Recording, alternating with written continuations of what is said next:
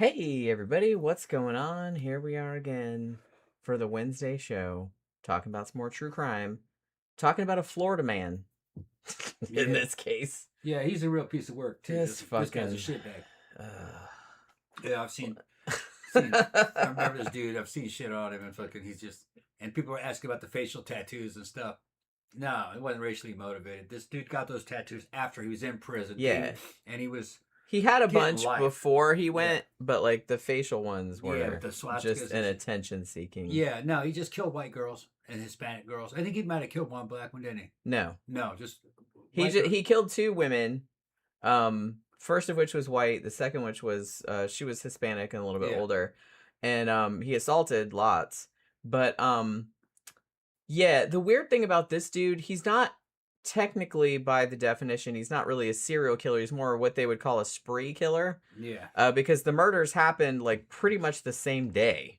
But assaults and shit like that happen like over time, which we'll get into.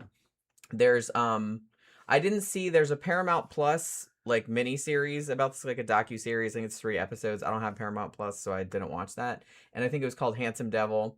However, if you have Netflix, there's a true crime show called Worst Ex Ever. And there is an hour and 18-minute episode yeah, about this guy, and it talks to like a bunch of his ex-girlfriends and yeah, one of his ex-boyfriends, and yeah. talking about the ones that lived. Obviously the ones that he killed were not, they were just random. Yeah, he was just a really. He's an insecure dude, um, who can't hold a job. He just doesn't have the wherewithal. He might be a double Y chromosome male. The way they're saying he acted, it sounds he's just real glitchy, and we just lie and I would cheat submit and steal and head injuries and copious drug use uh, probably contributed. just a contributing factor. I think it's just genetic in the dude. There are guys that are like that, and he would just get insecure and start beating on his girlfriends. Yeah. Yeah, And when we'll get to it, then he yeah, decided yeah, to start killing them. yeah. And There's nothing really about him that is typical for a serial killer. no, it's I not don't really think the he is. same I don't. pathology. Yeah, I don't think he is a serial killer. I don't think it's the same kind of dude. He just blew up, went on a spree of rape and murder, And like for which no reason really. It yeah, was just kind of like cuz he wanted to, cuz he felt like it. he got insecure. Um so it was just really strange, and like he didn't, but like I said, it just kind of happened over like an explosion of Yeah, like one day pretty yeah, much, trying to which, do something. He's just trying to be something that he can and never this be. is fairly recent. This Yeah, happened in like late 2019. And one of the most fucked up things about this, you remember we did that show a while back about hybristophilia, which if you don't remember what yeah, that is, that's women that are weirdly like sexually attracted to murderers or like serial killers. serial killer.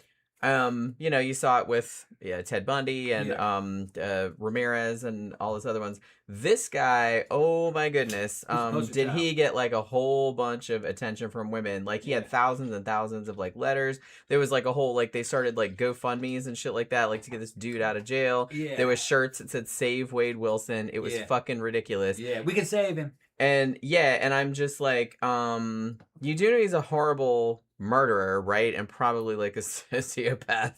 I don't really. And the thing is that, they talk about, oh, he's like really good looking and he's tall. I think he's like 6'5". Like he's a Yeah, big dude. And even according to his ex-girlfriends that they interviewed, like, on the Netflix show and various other places, he was very charismatic. And at first they were like, he seemed like almost too good to be true. Like he was just like perfect. He was like the perfect man. he couldn't live up to that. But then obviously down the line, like cracks started to show and like Yeah, his real personality started coming out. But he was really good at putting on a front yeah. for a little while. And I think that's what gets these guys in trouble. Yeah. They get the girl by not being themselves. So then they realize, oh, she doesn't really like me. Because, you know what I mean? I have to act Yeah. like something I'm not. So then once he starts fucking up and does things that she doesn't like, it comes back on and gets real insecure. See, I told you she didn't like me because, Yeah. she don't like you. That she doesn't know you. Well, yeah, because Yeah, you're yeah. not acting like you would Yeah, you're not normally acting act. like you normally act. Right, yeah. Because So- if you did, then no one would touch you with a 10-foot pole. Yeah, Except yeah. the weirdos that know what he did and are still and Yeah. are like visiting. I don't think they. Well, he's on death row. He's still Yeah. alive, but he's on death row. They're gonna kill his ass. And so I don't know if they let prisoners on death row in Florida get visits. I don't think so. Or maybe they probably get visits. Like he can get phone calls and Probably shit. get phone calls. Because I heard some recordings of like women Yeah. like calling You him. could probably visit him through glass. But I Yeah. don't think you could visit him. I don't think they'd be able to touch him. No. That's what I'm thinking. So Yeah, it's like, no. so I don't know if they Yeah. show up, but I heard like some recordings of like some phone calls of some of Yeah. his little fan club, and the fan club. This is so fucked up. The fan club call themselves Wade's Wives. They have like a little. Those I'm like, girls are fuck ups too. Probably. yeah, I'm like, you get obviously, Yeah. and like I said, we talked about this on the Hybristophilia show because this guy's like you said, like the poster child for that. Because as soon as everybody saw his mugshots, even with all that shit on his face, they were just kind of like, ooh, what a dreamboat. Yeah. And he horribly, brutally murdered 2 women. Nice. Oh, and he raped one of them after she was dead. Yeah. So he's also a necrophile. Yeah. It was fresh though. See, in his mind, it's okay. She was Yeah. freshly dead. Still This warm. guy, man. Yeah. It's just like. Yeah, and the dude really had no reason to do it. Really. No, there Just- was absolutely just- no. he I mean, just- there's not any He reason. couldn't. But Well, usually. he didn't even have the paraphilias and the things that a serial killer has to have in order for him to want that. The dude's dumb. He's just a fuck up. He's dumb. He's a fuck Can't up. control himself. Drug and- addict. Yeah, Who can't regulate his emotions. Yeah, and fucking he's a loser, and fucking he went off the deep end. Yeah, big time. And it started because he couldn't keep a girlfriend, and couldn't keep a job. Well, that for sure. Yeah, couldn't. He keep a job. really didn't seem to have problems finding girlfriends. Couldn't. Yeah. In fact, sometimes he had 2, 3, 4, 5 going at once. But he'd be leeching that off didn't of know each other. Yeah. Yeah. But I think most of the reason that he did that was like you said, because he couldn't hold a job. He Yeah. couldn't really. He didn't have a car. Yeah. And so he was always like looking for a place to stay. So I think that was one motivation for him to like, oh my God, I love you. You're the best woman. Yeah. Like, let me move into your house kind of Even thing. we're gonna get into it, but he even Yeah. like fucking went after a dude, a little gay dude, and I don't Yeah. believe that dude was gay. I don't believe he's gay. I just think he needed a place to sleep so bad that he's like, oh well, fuck. Yeah, we'll get into that. I'm Because gonna- they yeah. talked to him on the Netflix show. Yeah. And He was and abusive to him too. yeah, he was. yeah. He easily could have killed that guy. Yeah, he's like the dude was He- lucky to have escaped alive. And it's funny because the dude seems like the nicest dude in the world, right? And he was like talking about it. I mean, it's Yeah. been a few years since it happened. But he was just kind of like, I think like at the end of the interview, he sort of realized he's like, oh yeah, he could have killed me. Like when he Yeah. saw the news later and was like, hey, they picked him up for like Yeah. killing 2 women. Yeah, he's lucky to have lived. And beating the shit out of his girlfriend at the time. She survived, but it was all the same day. He could have killed that dude and taken all his shit and lived in his place for a few weeks, probably. I'm without shocked he anybody didn't do noticing. that, but I think he Without wasn't. them noticing. I think he wasn't smart enough to like plan that far ahead. Yeah. Like I said, he was a meth head, big time meth head, coke head. Yeah. Real bad into drugs and had been real bad into drugs since his teenage years. Yeah. And he was only I think 25 when they caught him. But he was just very addled. Yeah. And he's a local, so this is another part of the fucking Florida. I love Florida. Florida's got a lot to offer. Fucking reminds me of the way California was back in the 70s when I was a little kid. 70s and the early 80s. But there was always a fucking fucked up element in California too. And this is just because it attracts fuck ups. Yeah, it's kind of like Yeah. this is like the low tier people that just kind of because It's a magnet, well because Yeah. Florida and California have nice weather like all year round, like it does tend to attract people that are like rootless or transient because it's Yeah. like, well, it's better to be homeless down here Yeah. because at least you won't freeze to death, I'm right? gonna amend that. It's not California has nice weather. Fucking Yeah, Florida California has nice weather. Florida has nice weather. Maybe like 1/3 the time. The other 2/3 of the time it's fucking super hot, but miserable. you'll never have to worry about freezing to death. I think that's kind of the That's main. Yeah, so you can be homeless here, but it would be like I mean, I would recommend it anywhere, No. but it's like it's if better you wanna than be like homeless, freezing live to in death. California. The weather is much nicer. Weather's a there. lot better all year round, and they'll give you some free shit. Florida will lock you up eventually. Pretty much, yeah. Yeah. Not great. Fucking, they have the little homeless camps. They when they find them, they fucking do everything they can to arrest them or drive them out. They don't tolerate it here. It's pretty sad. But and you're not gonna get any free shit here. They'd rather you move back to California and go get some free shit. They waste their money on you. Fucking, we don't. Florida's right about shit. If you're a leech, they don't want you. You know, nobody's gonna be able to make any money off you. And he was a leech, so eventually, you know, he killed himself after killing some other people because he's gonna die. Florida will kill you. I mean, they will eventually. Yeah, a few more years. But the thing, yeah, and most of the time the cops handle it on the street. The cops kill you. You act crazy here, I got the video of evidence to prove you. They gun you down. Just move fast around a cop in Florida. They'll fuck you up. And it drives people out of Florida. It drives a lot of troublemakers out of Florida. Florida consumes them. It's like, another one that does that is fucking New Orleans and Louisiana. Fucking, what was his name? Fucking Marilyn Manson and fucking, Marilyn Manson in his book said that if you move to New Orleans or anywhere in Louisiana, when you go to New Orleans, it's just bars, fucking morgues, cemeteries, as he said, and prisons. If you go there, eventually you'll end up in at least one of those three. It's fucking very dangerous. But Florida's kind of like that too. I will note too that I'm kind of mad because I feel like there were a lot of points in this dude's journey, let's call it that, where the cops could have taken it seriously and stopped him before anyone got murdered, and that did not happen. And that makes me really, really angry. So we'll get into that a little bit too. CB says, Tom and Jenny, what do you think about face tattoos? Oh, it's a bad sign. It depends on what they are. I mean, generally, I'm not a fan. Yeah. But, I mean, I've seen some cool ones. It's a sign of other issues, man. Yeah, it's usually not something you'd want to do. Honestly, I have tattoos myself. I don't have issues with heavily tattooed people. I actually think most of them look really cool. But like I said, it's like anything else. It depends on what it is. You see young people with where you put it. Young people with cheap facial tattoos that will be out of style or already out of style when you see them. You're like, yeah, I can see. Yeah, that's just like tacky. You're low impulse control. You can't think of the future, and you probably have no future. And that's kind of trends in the direction. Now, I've seen some shit that are in the necks that looks pretty cool. If it's part of a big stuff.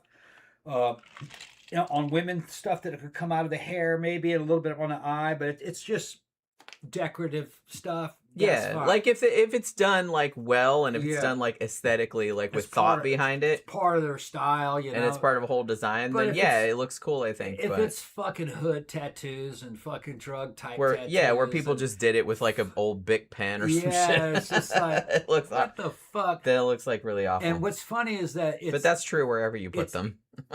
It's an addictive fucking like mental pathogen. You'll now see Eastern European porn stars and shit appear with ghetto fucking face tattoos that actually come from Los Angeles. I'm like, well, what the fuck do you have? What do you have to do with fucking gangster culture and shit? You're from Russia. You know what I mean? Fucking, and you know, you're a pretty girl doing porn. You know what I mean? You could argue that, like, I don't think it's really a thing anymore, but remember for a time, like, how a lot of dudes would get, like, tattoos of like Japanese letters and stuff like that, and they never said what the tattoo artist told you they said. Yeah, but so I kind of feel like it was maybe a little bit of that. Yeah, I've actually seen tattoos on foreigners that have English and they don't speak English, and the fucking shit's misspelled. Or shit, we speak English in the United States, and some tattoo artists will misspell our own tattoos. Yeah. No regrets. Mm-hmm. So you know what I mean. Like... No regrets. Yeah, or it'll be a tattoo. It'll be a tattoo on some Eastern European chick, and it's just a nonsensical fucking sentence. You know what Yeah. I mean, the grammar's bad and shit. Like, what the fuck? And it's because they just want the design. They just want something Yeah. written on them. They don't know what it says, or they kind of maybe have a gist of what it says.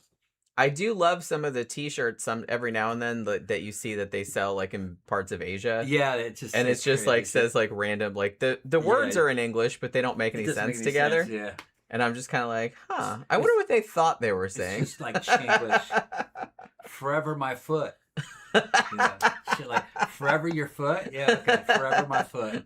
Forever my foot happy. All right, fair enough. Forever my foot happy. Maybe they have a foot fetish. I don't know. No. But see, Can't know what it says. shit. Well, yeah, but the shit like that, I'm just kind of like, what were they trying to say? That's like the more I fascinating. don't think thing. they were trying to say anything. They just wanted some English on there. That's a bunch of random English words.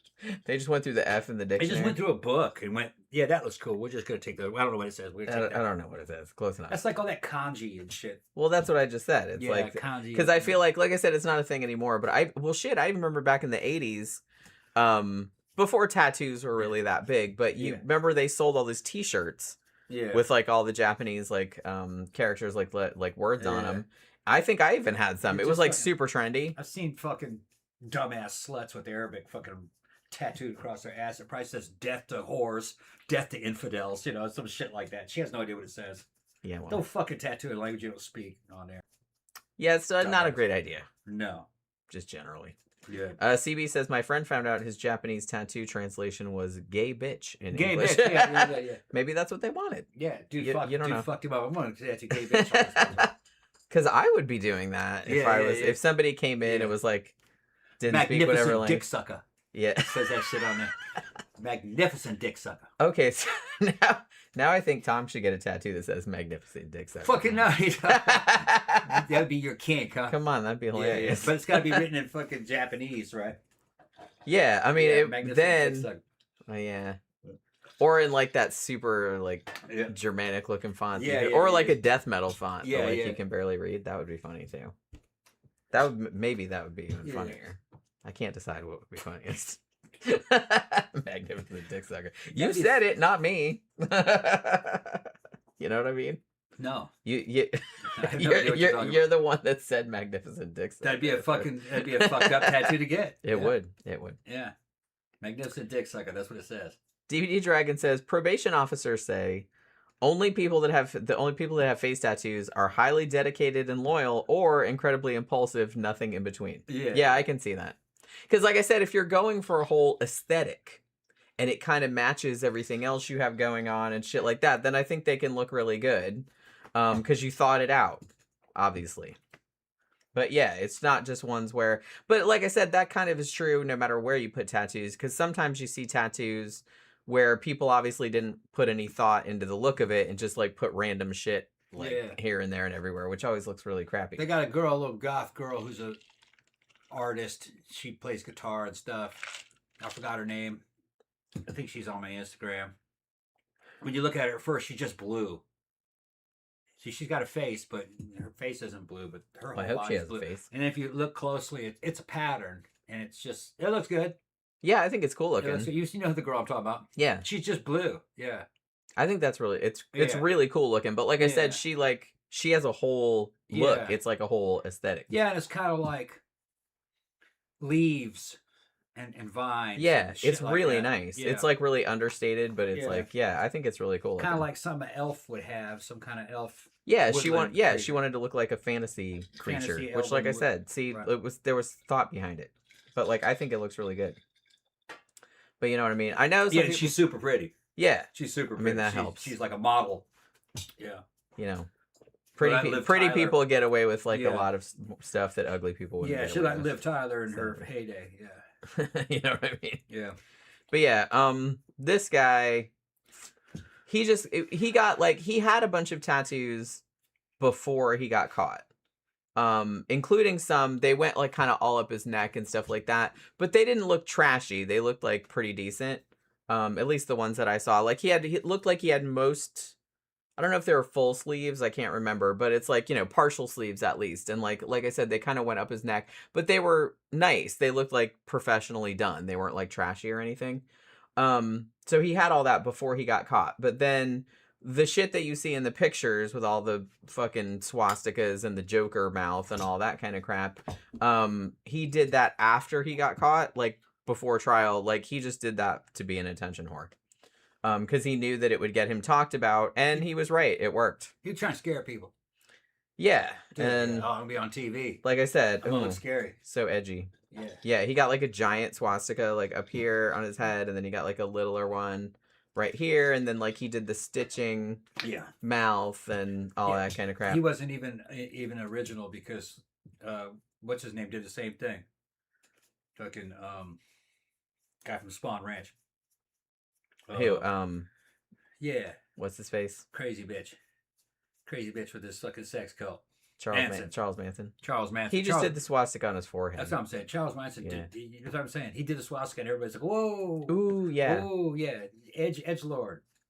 It is very edgelordy. Yeah, edgelordy. And they do that for that very reason, which is why it's edgelordy, because they know everyone's gonna be like, "Oh my god," you know what I mean? And they talked about that on the news. Yeah, tattooed a swastika on it, man. Yeah, so this guy Little did the Charlie same thing. Manson, he's like 5'2". Yeah, he weighed about 110 pounds. Yeah. So this, like I said, the guy's not wrong. Like that did actually work because the media talked about him and splashed his face everywhere. Not in the sense that look at this scary dude, but just kind of like, man, look at this motherfucker. I think it was more kind of that, but he knew he was going to get attention, and he did. And he is really enjoying all the attention from those crazy women out there that are fucking writing to him and talking about how hot he is and stuff. I even saw like some fucking clips of like TikToks and stuff where it's like, oh, all these women out here like talking about how hot Wade Wilson is, and it's like, and I'm one of them. Ooh, like, you know what I mean? Ugh, dude's a murderer. Knock it off. He said he's not impressed with Charles Manson. Yeah, Charles Manson was a bitch. Yeah, well, he's a bitch. Let's see. American Military says, did you guys hear about that serial killer they're on the lookout for in Pennsylvania? A 21-year-old who fatally shot 2 random people. Third victim survived. Shooter has been targeting gay men. I hadn't heard about that, actually, but I'm going to have to look that up because that's fairly recent, I'm assuming, because I hadn't heard about that. But he hasn't killed 3. He's not a serial killer. Well, don't, encourage him, you know what I mean? Yeah, and that doesn't. Well, he did shoot another one. It doesn't sound like a serial killer either. It sounds like a mass murderer, spree killer. Well, that's kind of this guy's more a spree killer. Yeah. There's a difference. I mean, the result is the same. People are still dead, obviously, but it's like it's a different pathology. It's not sex. Serial killers are about sex. Yeah, this guy didn't seem to be. He was just doing it cause, he didn't really have a reason. He just wanted to try it. He just wanted to see what it was like, or he had nothing to lose. That was just kind of like what his whole mindset was geared toward. Yeah. He said that in one of the interviews. There's lots of recordings of interviews with him and stuff after he got caught, and he said that when he gets angry or when he's on drugs or something like that, his whole his mind just starts saying murder, murder, kill, kill, kill. You know what I mean? So he just gets into that fucking mindset. Evidently, it's probably bullshit. Yeah, you can't really. That's the thing. You can't really take shit that these dudes say as gospel because they lie. They lie, and I don't think they're particularly insightful about why they do what they do. You know what I mean? They don't really have much insight into their own behavior. And this guy, and again, I've said this about some other murderers too. It's it's bad enough if you're a fucking murderer, but then they have to be all douchey and cocky about it. And this guy is like that, which makes me hate him even more. You know what I mean? Usually what happens is that they don't have any control over their own lives. Their lives start spiraling out of control. And their lust for control and power kind of goes down to the very primal nature of, well, I don't have any control over myself and my life, but I can have control over this person. Yeah. Power with it. I'm going to kill this person so I can be relevant. Yeah, it's probably just as simple as that. It's very simple, yeah. That because I can understand how this dude would feel like he didn't have any control over his own life because he was at the bottom of the totem pole. He's at the bottom of the shit pile. He didn't like that. He wanted to put other people underneath the shit pile, underneath him. He did that by killing them, victimize them, and killing them. Yeah, just he's trying to move up in the pecking order. Yeah. So now I had always the first time I heard about this guy, I saw him called the Cape Coral Strangler because most of this happened in Cape Coral in Florida. However, his more well-known nickname is the Deadpool Killer because nothing to do with, well, I'm not going to say it's nothing to do with the actual character of Deadpool, except that the Marvel character Deadpool, obviously his real name is Wade Wilson, same as this guy. So they started calling him the Deadpool Killer, and he seems to really like that nickname. So I think we should give him like a much less cool nickname. I'm not sure what. I didn't really think of one, but I don't know. We'll think of something before the end of the show, probably. But it's like, I kind of just liked Cape Coral Strangler because it wasn't like sexy. It was just kind of like, that's what he did. He strangled people. He strangled 2 women. And in Cape Coral. Don't give him like any cool, sexy name. So it made me mad that like they started calling him the Deadpool Killer because that was like a way cooler name. And he like leaned into that, you know what I mean? So yeah. All right. So let's talk about this fucking douchebag. So Wayne Stephen Wilson. That was actually not his birth name. He was actually born Anthony Testaseca in 1994. Now his parents were teenagers. His mom, I believe, was only 14, and his dad was 15. I believe that either just his mom or both of his parents, had some mental health issues and were drug addicts, and so gave the kid up for adoption. So he was actually adopted as a baby. Like, so he didn't remember. Like, I don't think he's ever met his birth mother. He did meet his birth dad later on, and his birth dad will play into the story later on. But he didn't meet him till he was 18. Like, they kind of reconnected. But as far as I know, he never met his birth mother. Now, I think what happened was that family members of either his mom or his dad, who were just like little fuck up teenagers when they had him, went to church with this other couple in Tallahassee in Florida. And so they set up an adoption. So the couple that adopted him were named Steve and Candace Wilson. I've seen Candace. I've seen Cindy. I'm not really sure. I don't know if her name was Candace and they called her Cindy. I don't know. But that's who the parents were. And I believe they knew the other families like through church. And that was how they arranged the adoption. But like I said, he was adopted as a baby. Now, as far as anyone knew, the Wilsons, his parents, his adoptive parents, were delightful people. They were upstanding citizens, very active in the church. They were actually not rich, but they were fairly well off. Like they had a nice house, like multiple cars, yearly vacations, all that kind of stuff. So middle to upper middle class. Gave him pretty much everything he wanted. No abuse, no neglect. It doesn't seem like, at least not that anyone knew about. And his adoptive parents, and they've interviewed his dad, like his bio dad, who is on several documentaries, like talking about him, said that actually when they first adopted him, they said he was a delightful child. He was very joyful, very happy, very normal. Nothing stood out, nothing weird about him at all. They said really his behavior didn't start to deteriorate until he was probably about 12 or 13 years old. They said up to that point, he was pretty normal, and no one noticed anything weird about him. Now, some have speculated, and I was watching this like 2-hour kind of 2.5 hour true crime interview that was kind of like, it was a sociologist and a criminologist, and they were talking like extensively about this case. And the criminologist had actually been on the Paramount Plus show about this guy. And the sociologist was talking about, they think, and with the psychiatrist that later analyzed him and some of the shit that came out at the trial, said that he had a lot of that Wade Wilson had a lot of feelings about being adopted, which a lot of adopted children do.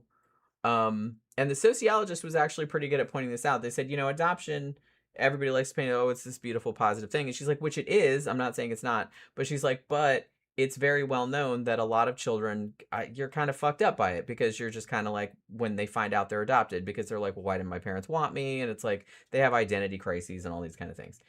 So they speculated that that might have been some like a small contributing factor. Also, is that he seemed to have like identity issues, especially as he was getting into his tween or teen years. Um, because I don't think that his adoptive parents ever hid the fact that he was adopted, as far as I'm aware. Like, I don't think it was a case where he thought these were his real parents, and then later on they were like, "Oh, surprise, we're not really your parents." I think they told him from the get go. I could be wrong about that, but he seemed to have some issues with it. You know what I mean? So, and I don't want to overstate that too much because obviously, they adopt children out every day and the vast majority of them turn out completely normal. There's no correlation between being adopted and being any more likely to be to criminal behavior than anyone else. It's just that, that could be one psychological factor. That was something that they wanted to point out. So they said, like I said, up to his when he was like about a tween, they said he was totally normal, totally happy kid. Just did good in school, was good at sports, shit like that. But then when he turned about 12, 13 years old, his family said he just completely changed, like pretty drastically. He started getting real paranoid, real reclusive, and I believe this was right around the time when Wade started using drugs. I'm not really sure what drugs he started with. I know he graduated to meth and cocaine like later on, but I don't know what he started out with when he was 13. And his behavior around this time period actually became so egregious that Wade's adoptive dad actually had him Baker acted because they tried to get him into therapy, like as he would, and he would not go. And I guess it got to the point where they were so desperate that I mean, I don't know if they call it something different in other states. In Florida, they call it the Baker Act, where that's basically like if you think somebody needs psychiatric help and they won't willingly go, you can have them Baker acted and they'll put them under observation for 72 hours, you know what I mean? Like against their will to like see what the problem is. And his dad had that done to him, I believe, when he was 13 years old. So he must have been like acting real fucking weird for them to go to that length. Um, but they said stuff like he thought people were, like I said, he paranoid. Like he thought people were watching him and like watching the whole family. He's like, you have to close the blinds, people looking in the windows, like that kind of shit. He thought there was a person or an entity in the garage. I think they even called the cops because he said someone was in the garage and no one was in there. Like that kind of shit. But they said like he did okay in school. Like I said, he had decent grades, really good at sports. He did have multiple head injuries though, like just from sports and from other things. Now he did get, I believe when he was in high school, I think he got temporarily suspended from school for selling drugs, but I believe he did graduate. He went to Childs High School, which was named after Lawton Childs, who was a kind of a famous governor here. I remember him. I was a kid when he was in.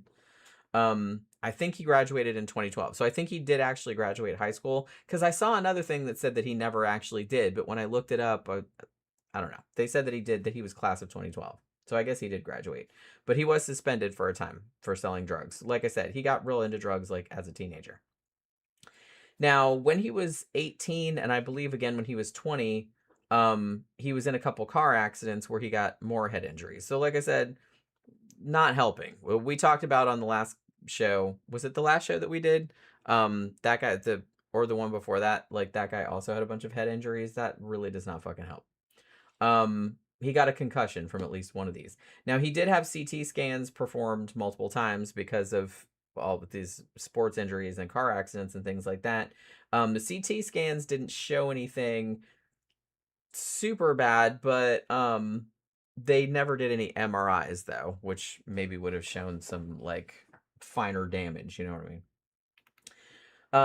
But there must have been something going on. Was head injuries or drugs, a combination of the two, I'm imagining. Um, because as time went on, he became just increasingly argumentative, impulsive, taking bigger risks, things like that, which like I said, that's correlates with head injuries and drug use. So, some of it was just maybe teenage behavior, but people that were close to him were like, nah, he was acting like pretty crazy and like just kind of off the wall. Now, right around the time that he graduated from high school, he started his criminal record. So he did have a criminal record from when he was about 18 years old, I believe. Most of his early criminal records stemmed from burglary, assault, firearms, drug related issues like drug possession, that kind of shit. Actually, in November of 2013, I believe, he was sentenced to prison for burglary and grand theft. And he was in there until like for almost a year. And then in 2015, he also was charged with sexual battery and kidnapping. There was a woman at a party, and she claimed that he assaulted her in his car. Now, he said that didn't happen, or it was consensual or whatever, and he got off. He was acquitted. But that was 2015. So, as you can see, the shit started early, this kind of behavior. Now, he was also, this is pretty weird. I didn't look too much into this case, but he was like a witness or an informant in this other case that happened in 2016 and 2018, which was this couple, Brian Winchester and Denise Williams, and they knew this guy named Mike Williams, and he disappeared. And Wade, I guess, said at the trial that he was offered money to kill him, but then he went to the cops and reported it. You know what I mean? So he knew some sketchy people, is what I'm saying. And it's interesting because a lot of the people that knew him back in the day, and if you watch the Netflix show Worst Ex Ever, like a lot of the women that dated him, like kind of said the same thing, that he was just like really outgoing. He was very sociable. He was very charming, very charismatic. And it's just like they found it hard to believe, like when he took a turn, like later on, like they couldn't believe it because it's like that's not who he is. And a lot of his friends said that too. They said he's just really funny, very sociable. But then like he could turn on a dime, like he'd just like get really angry or reckless or like start acting crazy, you know what I mean? So he was like real unpredictable, like a Jekyll and Hyde type of character, which, like I said, can be contributed probably to the head injuries and the drug use, among other things. And maybe he had genetic proclivities toward acting like that as well. And again, a lot of his friends too said that he was someone, and this is kind of something that you mentioned earlier, is that he really wanted approval.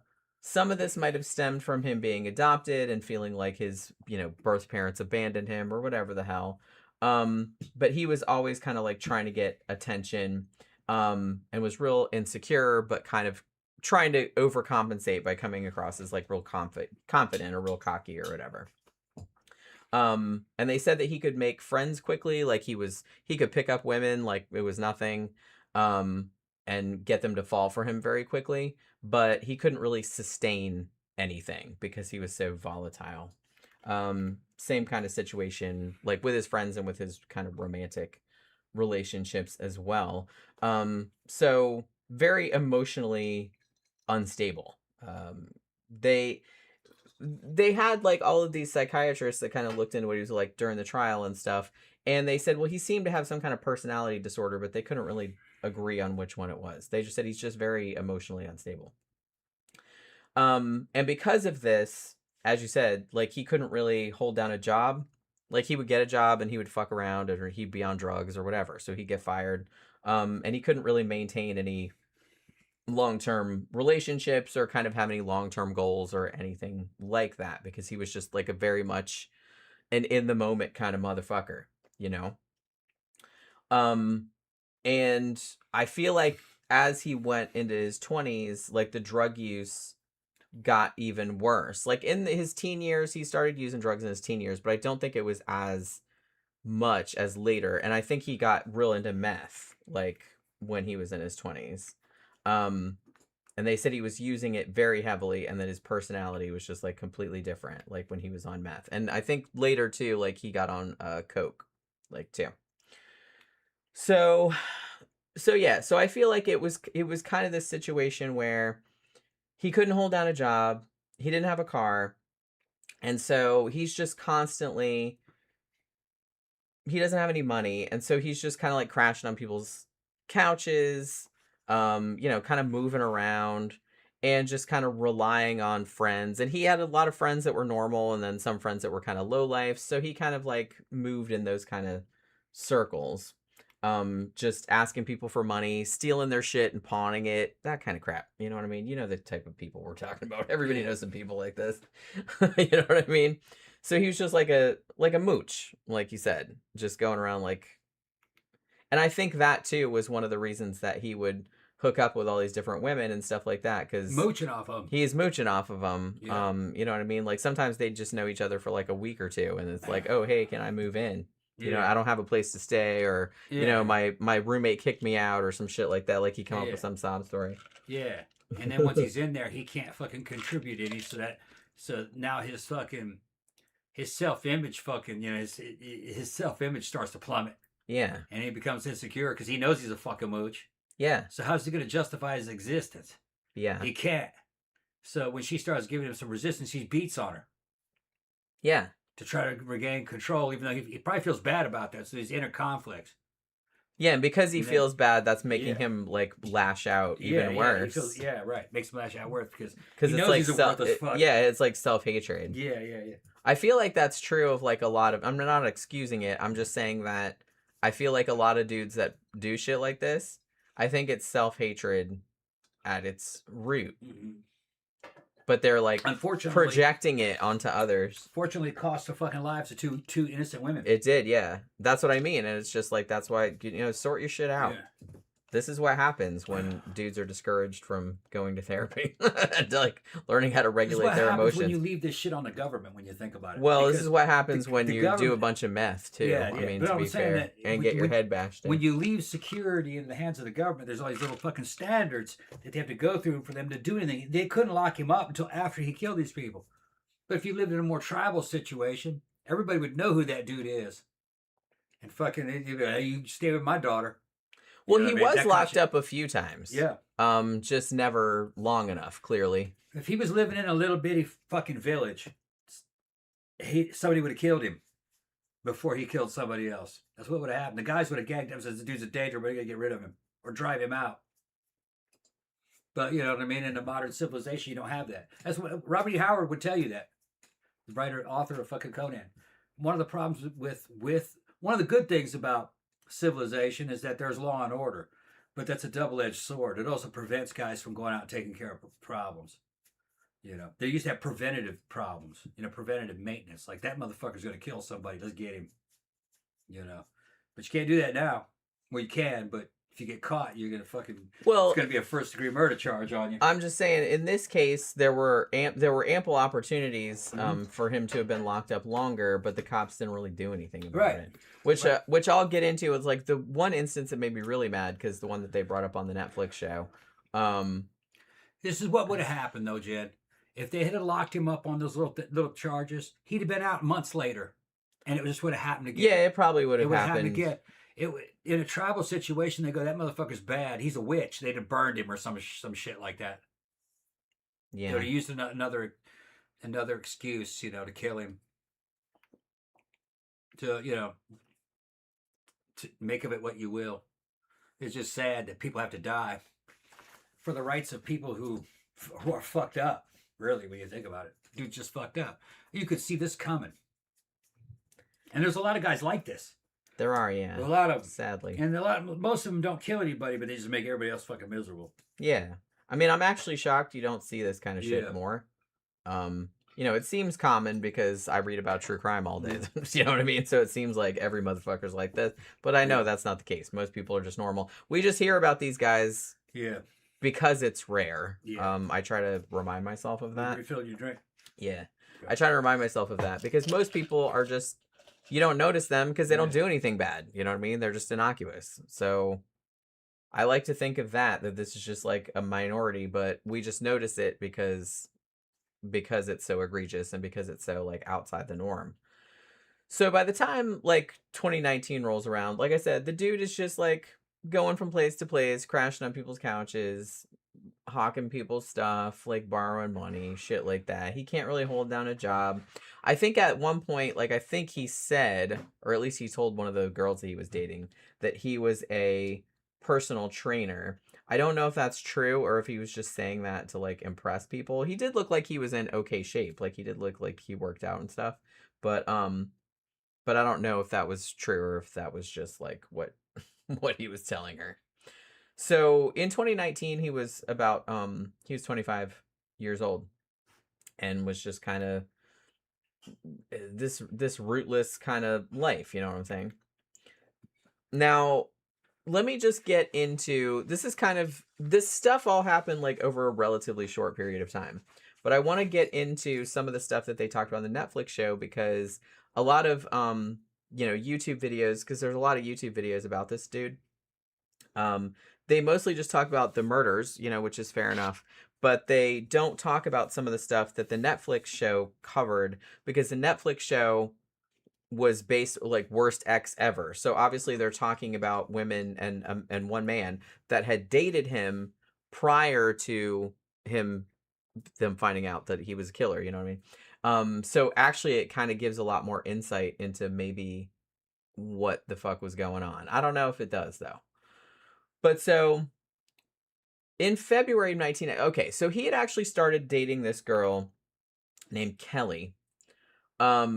And in February 2019, she reported him for kidnapping and assault and stuff like that. So we're going to talk about what led up to this. Now, Kelly and Wade, she knew him as Steven. Steven's his middle name.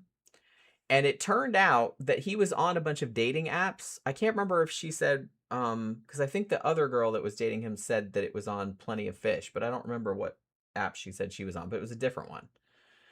She matched with him on some dating app, but she knew him as Steven, which is his middle name. So, because he had a couple different accounts, like under either his real name or his middle name.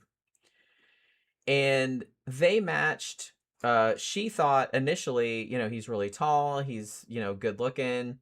And when they talked, it's like he just seemed super charismatic, super cool, like super nice. She's like, he's too good to be true, you know what I mean? And she's like, this has to be a catfish. That's what she said. She said, this dude's not real. But when she met him in real life, like for a date, she's like, oh my God, he is real. Like he's exactly like he came across, like on the dating app.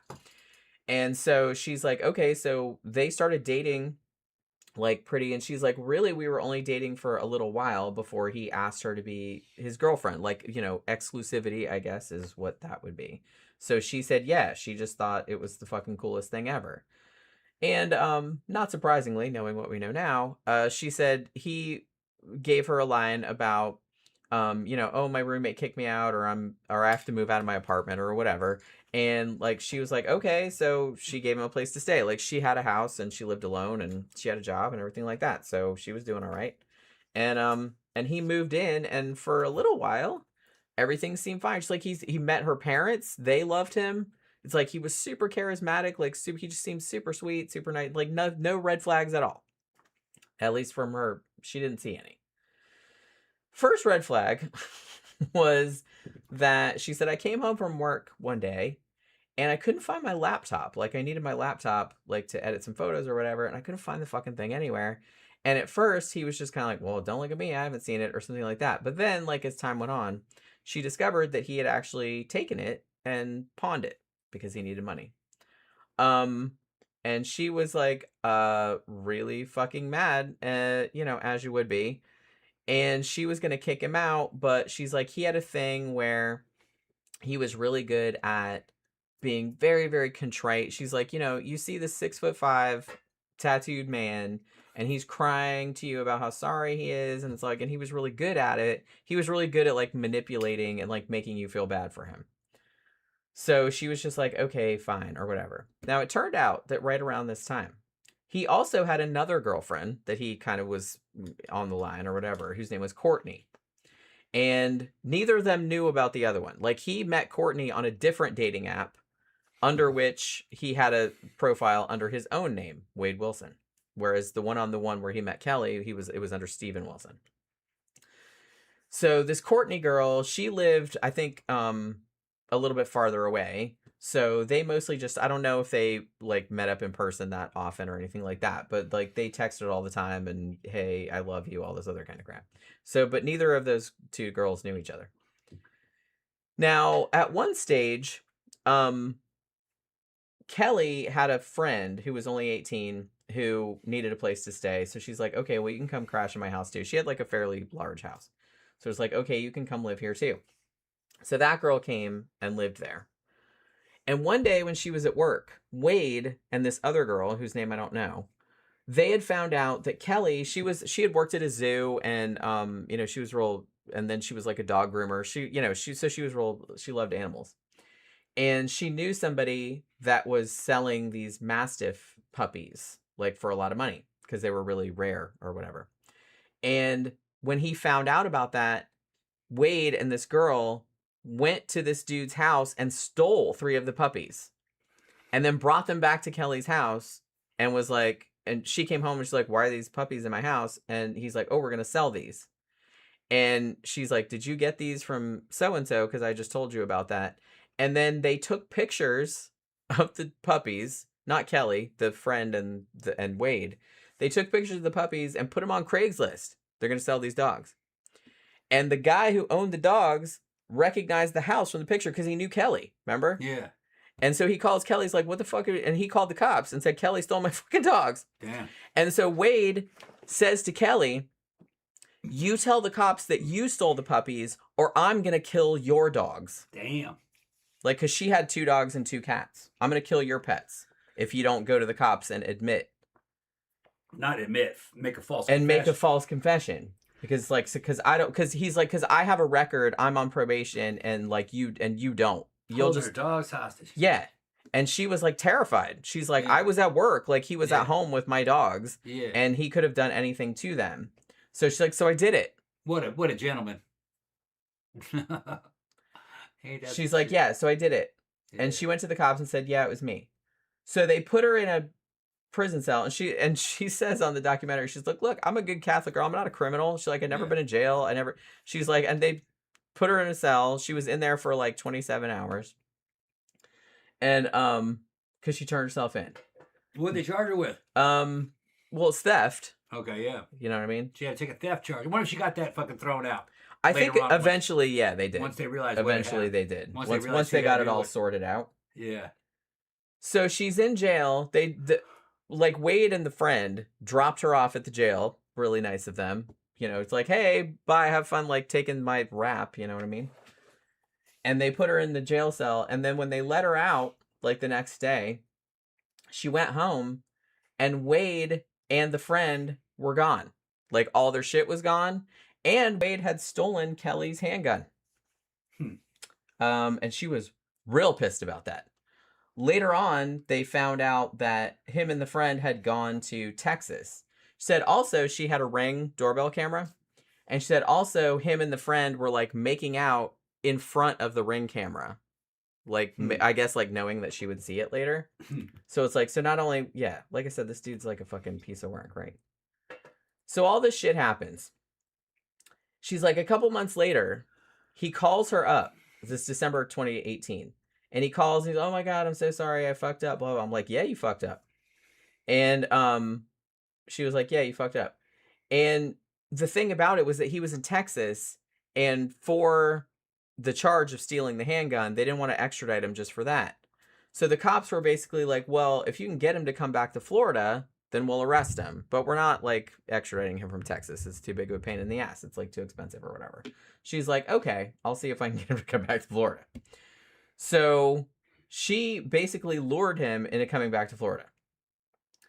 And coming back to her house, like being like, oh yeah, everything's forgiven, motherfucker. And so he did come back to Florida, and then she called the cops like, he's here, come get him. You know what I mean? So the cops like surrounded the house and everything like that. So they did arrest him. Like, thankfully. However, he called Kelly up again and cried again and was able to convince her to bail him out after 4 days. Now, she's like, here's the thing, though. you need to go to rehab. Because she knew about his drug problem. And she's like, you need to do something about this. He's like, okay, tell you what, I'll go to rehab. Just like he said, I agree. I do need to go to rehab. I think it was coke at this point. But like I said, I heard he was on meth also. He's like, I know somebody down in the Keys that, has a place and they'll help me like with the rehab and everything like that.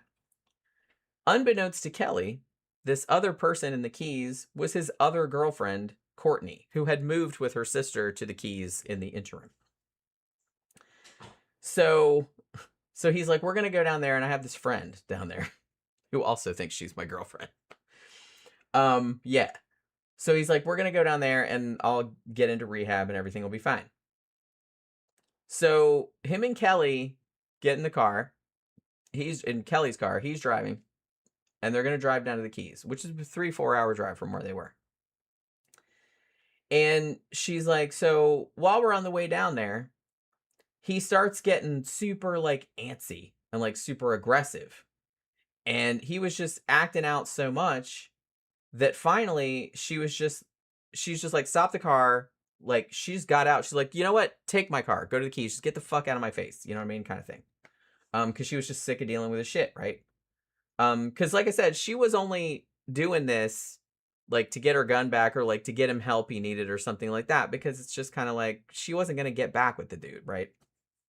Because she was sick of his shit. So she gets out the car and she's like, just fuck off. You can take my car. Just get out of here.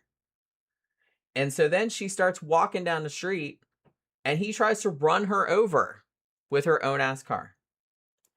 And starts getting like real fucking aggressive about it. And then he's just like, you get back in this fucking car. Get back in this fucking car. And she did. Like, I don't know if he thought that, I don't know what she thought. She was like fucking freaking out because she was like scared of him at this point because he was acting like a crazy person. So she did eventually get back in the car. But as soon as she got back in the car, she said he put both hands around her neck and started strangling her. And then he's just like started beating the shit out of her. Like he bit her like on the face, like and on the ear and shit like that. Just crazy. Threatening her life. He had pulled this knife out of his pocket and then cut off her top and she had like a sports bra, like in a shirt. And he cut both those off with a knife and then used that to like tie her up. And then he goes a little bit down the road, stops the car, makes her get in the back seat and rapes her. And then he puts like, she said I had like a bunch of dirty laundry, like I was going to laundromat or whatever. So I had a bunch of dirty laundry in the back of my car and he threw that over her so nobody would see her. And then he took her cell phone, sold it to some motherfucker for $50 so he could buy gas because they were running out of gas, like they couldn't get to Key West, like with the gas that they had. So he sells her cell phone for $50, just some rando. Didn't even have $50 for gas. No, I know. That's the kind of loser this is. And she didn't have any money either because she's like, he fucking drained me dry. You know what I mean? Like, he took it all. So she's in the back of the car and she's basically like, they're getting down to the Keys where his other girlfriend is. Like, Kelly didn't know this was his other girlfriend and Courtney, the other girlfriend, didn't know who Kelly was either.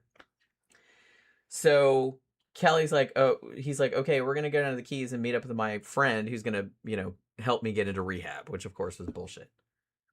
And she's like, well, it's going to look pretty weird if I'm back here with my clothes cut off under laundry in the back fucking seat.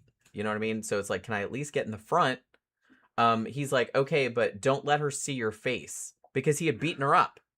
You know what I mean? Yeah. And bit her like on the face. And so they go to this, I think they met up at like a gas station, I think they said, and it's like 2 a.m. And so Courtney, the other girlfriend, shows up. And she's like, who's this other chick in the car? Oh, it's just a friend that's helping me out or whatever. And Courtney didn't really see Kelly's face. So it's like she didn't really see any injuries or anything like that. And she said later, she's like, if I had seen that, like the whole shit probably would have gone differently. But I didn't notice. It was dark. It was 2 a.m. Whatever. And so basically, Wade gets in Courtney's car. And Courtney takes Wade back to her house. And they leave Kelly there. Kelly has no cell phone and no money. She still has her car. And now there's gas in it at least. So she was like, fuck this shit. And she just drove back to her parents' house, which was, 2 or 3 hours away. She drove back there, and her and her parent, and she told her parents what happened, and they all called the cops. Now, not too long after this story, so they start looking for Wade Wilson, obviously. And they called him and said, hey, will you come in and talk to us? And he did. He voluntarily came in and talked to the cops. And he completely denied doing anything wrong. No, I didn't take her anywhere. No, I didn't rape her. No, I didn't beat her up or nothing like that. And the shitty thing is that there's video of the detective who was working on this case, who was supposed to be questioning him for the shit that he did to Kelly. And that was his client. And he was saying stuff like, well, I mean, you know, she's my client, but I'm not going to put an innocent man in jail. And at first, I thought that he was just fucking with, like, to get him to talk. You know what I mean? But as it turned out, he really did think that. Like, he really thought maybe she was making it up, and this is a fine, upstanding young man, and, like, we can't, of course, have any kind of false accusations or anything like that. So they asked him to take a polygraph. He said no, but they didn't think that was suspicious. They also took a DNA swab, but the detective, the same one that had interviewed him, closed the case before the sample even came back from the lab. He basically said, oh, there's no proof. It's just he said, she said. Awesome. She was livid, and I really don't blame her. Like I said. Now, the detective in charge of this case, they later did an investigation because she sued. And they did find that he had fucked up. However, all he got was a 2-week suspension. And as far as I know, like, he didn't lose his job or nothing. So I was just like, great. So yeah. So she got raped and got the shit beat out of her, and they did nothing to him. And the detective was just all bro-y with him, which, like I said, at first when I first saw the interview, I thought that he was being bro-y, like, to get him to say something. Like, he's like, hey man, I'm on your side, because I thought he was doing that. But then when I found out what the outcome of it was, I'm like, no, he was actually serious. Great. Love that. So yes, that was pretty fucked up. Now, after all of that happened, and they fucking let Wade go, and so she was just like, okay, I guess I'm just gonna sit here and have nothing done. Cool. He went to Inverness, Florida, and got a job for a short time at, like, a pizza stand at a carnival, like a traveling carnival. And this is where he met a dude named Christopher. This is about March of 2019. And Christopher also worked with this traveling carnival. He had an RV, like, he lived in an RV, and he traveled with this carnival, like, all over. And so he said that he just saw this dude. I think Christopher worked at the bungee jump. Like, he would put people in the harness or whatever.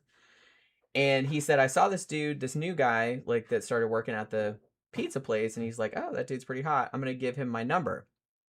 And he did. So he, like, slipped him his number. But then, like, later on, Wade approached him and said, and I guess he, like, lost the piece of paper or whatever, and he's like, oh, I'm going to need that number again, kind of thing. And he's just like, ooh, you know, the dude likes me, you know what I mean? So the night that happened, like, Wade came over to his RV, and he said that Wade was pretty adamant at first, like, saying that he was straight, but Christopher was like, you know what I mean? He's just like, you don't invite yourself over to a clearly gay dude's house and say you don't want to sleep on the couch and, like, shit like that. He's like, okay, whatever, you're straight. And so he didn't buy it. And they did eventually end up having sex about a week later, he said. And, like, pretty quickly, he said, became an item. Like, he even said, he's like, I think we'd only been seeing each other because he moved into his RV, right? And he's like, I think we'd only been seeing each other, like, 2 or 3 weeks. And he's like, oh, do you want to make it, like, Facebook official kind of thing? And he was just like, sure. So they were an item. Now, he's like, about a week or two after that, like, it seemed like, from what he said. He said Wade was like, oh, you know, let's, you know, get some food and get some drugs, and we'll just, like, hang out in the RV or whatever and party. And he was just like, okay, sure. So he's like, so I called up this guy that I used to know, that I used to get drugs from, right? So they get some drugs. He's like, I don't know what the fuck they were or what was in there or anything like that because I hadn't talked to this guy in a while. But Wade apparently reacted badly to whatever this was. He thought he got super paranoid and he thought someone was breaking into the RV, which there wasn't. And also, Christopher said that he was standing over him with a knife and basically said something like, if somebody comes in here, I'm going to slit your throat before I slit his, or something like that, like to that effect. So he's basically like threatened to kill him. So Christopher's just like, fuck you, dude. And then like they start fighting. Like they start like tussling. And Christopher got cut. Like he says cut, but then he says stabbed. So I'm not, he said he was, he got across his chest. And also his hand was all fucked up and it bled a lot. He said there was like blood everywhere. Wade also choked him and like threw him through a glass window. So he got cut even more like from the glass, like shattering, like, so he's like, there was just blood everywhere. And then Wade took off. Now, Christopher did not call the police. He's just like, he didn't say why. Well, he did say, unless someone's dying, we don't call the police. I think it was because he probably didn't trust the police, and maybe for good reason. But he was bleeding a lot, but I think he understood that it wasn't life-threatening, maybe. And he's like, so I just fell asleep in my fucking RV. And later on, he told Kelly that it's like, I didn't call the cops because I was dumb and I loved this guy and I didn't want him to get in trouble. So I don't really know. But he didn't call the cops regardless. All this gay stuff, he's gay for pay maybe. But this dude, what he's doing is he's trying to fucking get control of this other guy and he's going to parasitize him. Yeah, I think that's all it is. He just took whatever opportunity because it's like, I think he just didn't care that it was a guy. He was just kind of like, well, the dude showed some interest. Yes. And he had a place to live, and I need a place to live, and he probably has money that I can take. He's gonna suck that dude fucking dry, and not in a good way. Yeah, and like I said, I think that was all it was. Yeah, he was gonna he was just an opportunist. Yeah, and they did have sex, but he was just kind of like, I don't think he cared one way or the other. He was just kind of like, I'm just doing what I got to do to get something. To get something out. He's lucky to have survived. Yeah, and like I said, he didn't have any feelings for that dude. Yeah. Nah. No, of course not. Fuck no. He didn't have feelings for the girls. Makes you think he had feelings for that dude. I don't think he had feelings for anybody. Yeah, he's psycho. You know? Maybe even himself. Maybe he wasn't even capable of it. Guarantee you, he despised that dude. He was just putting up with it. Eventually, he'd have lashed out and killed him. Yeah, and I'm actually, like I said, I'm glad that this, I mean, it's bad enough this dude ended up killing 2 women, but like, this was before that happened. Yeah. But the guy, I mean, Christopher was like I said, it was kind of funny. It wasn't casual exactly, like the way he was talking about it, but because it had been a few years. But I think he was just kind of like, holy shit, like this shit happened to me. But he was almost like making light of it or not making a big deal about it. But I think like at the end, he was just kind of like, oh yeah, like he could have killed me. Yeah. Like, and I guess that didn't really hit home until he saw Wade on the news, like charged with murder, and he was just like, oh shit, that could have been me. You know what I mean? Like, I think he didn't really think about it at the time. Yeah, he's a sociopath. This guy is definitely, Yeah, he just had the opportunity to fucking come about. He'd have killed that dude and tried to take all his shit. Well, yeah, that's he was exactly. Probably thinking about it. Yeah, that's exactly. It's probably the timing. He was probably wondering about the timing. Yeah. And would he have plausible deniability? He's probably thinking of like, could I be his heir? Could he will all this to me? You know, I'll make his ass disappear and this will all be mine. Yeah, that's exactly what he's thinking. Yeah, this whole RV at a this whole RV will be mine. DVD Dragon says hobosexuals. Yeah, hobosexuals. That's what they call them, hobosexuals. Hobosexuals, yeah. Are disloyal species of Floridian, always on a side hustle, will steal wheels off a moving car, steal a toddler from a pit bull mid-bite, steal alligator eggs to make an omelet at the park. Yeah, exactly. Homosexual. Who came up with that?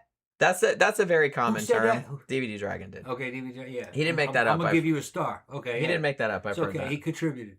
Yeah, that's just contributed. A homosexual is just like it's just basically anything. So poor, you're gonna do whatever you gotta do. Whatever you gotta do, like to get some shit, get money or drugs. Bisexual. Or you buy me some shit, and I feel sexual.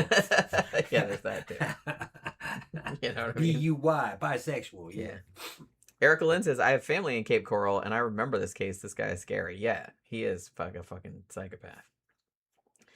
So the next day, like I said, this is just I don't know if I want to use this word, but it's almost kind of like a testament to Wade's ability to like talk some people to get people to like fall so hard for him that they would forgive this kind of behavior. I kind of feel like a dude stabs you and throws you through a fucking window. Um, sorry's not going to cover that. I'm sorry. It's hard to just be not. gay, I guess. Where's Zach? He's not here. Zach could be forgiving, probably. Well, Well, I mean, the women forgave him too. well, Like I yeah, said, so it goes across gender, is what I'm saying. Yeah, 6'5" motherfuckers hard to come by. So you know what I mean. Fucking yeah, I'm gonna give up. But I'm like, Yeah. how charming. 5'6" dude like me, it would be, you don't have that. How anywhere. charming was this motherfucker that he could literally like stab you and then come back the next day and be like, know. "Oh man, I fucked up. It was just the know. drugs or whatever," and like you're know. all right with that. Must have had a hell of a six pack. Big ass dick. I don't know, man. Like I said, it's got to be something. Yeah. So yeah. So the next day, Wade comes back and he has Christopher's sister with him because he's met Christopher's family, right? I think what the situation was, from what I could glean from what he was saying, was that the fair in Inverness had ended. So he drives his RV like to his parents' house. He's like, I was gonna visit my parents for a little while before moving on to the next fair. You know what I mean? So was parked his RV in their driveway and was like staying out there. So I think what happened was Wade knew where the parents lived or had been there with them or something like that, and talked the sister and be like, man, I fucked up, like help me, get back in good graces with your brother or whatever. I think that's what happened. So Christopher says he opens the door and Wade's there with his sister and was like super apologetic. Oh man, I don't know what those drugs did to me. I'm so sorry, blah, blah, blah. So Christopher forgave him and let him move back in. But he said, no more drinking, no more drugs. He's like, don't even smoke a fucking cigarette in this place or you're out. Now, so he did take him back. Now, in April, which I think is like a month later, Wade supposedly, so he said, got a job in the Keys, and him and Christopher went down there. But Christopher then found out that Wade was telling people that they were cousins and not a couple. And that was apparently the last straw. Because Christopher said, look, it's like, I don't want to be in a relationship with somebody that's like ashamed of me or anything like that. So he told him to get the fuck out and he kicked him out. And he's like, I'm going someplace else. I'm taking the RV. Just get the fuck out of my RV. You know what I mean? Now, Kelly, the girlfriend, later found out about Christopher and the two started comparing notes. And Kelly also took it upon herself to post on social media to try and track down some other people Wade might have dated or might have done some shit to without them like knowing like what a monster he was. You know what I mean?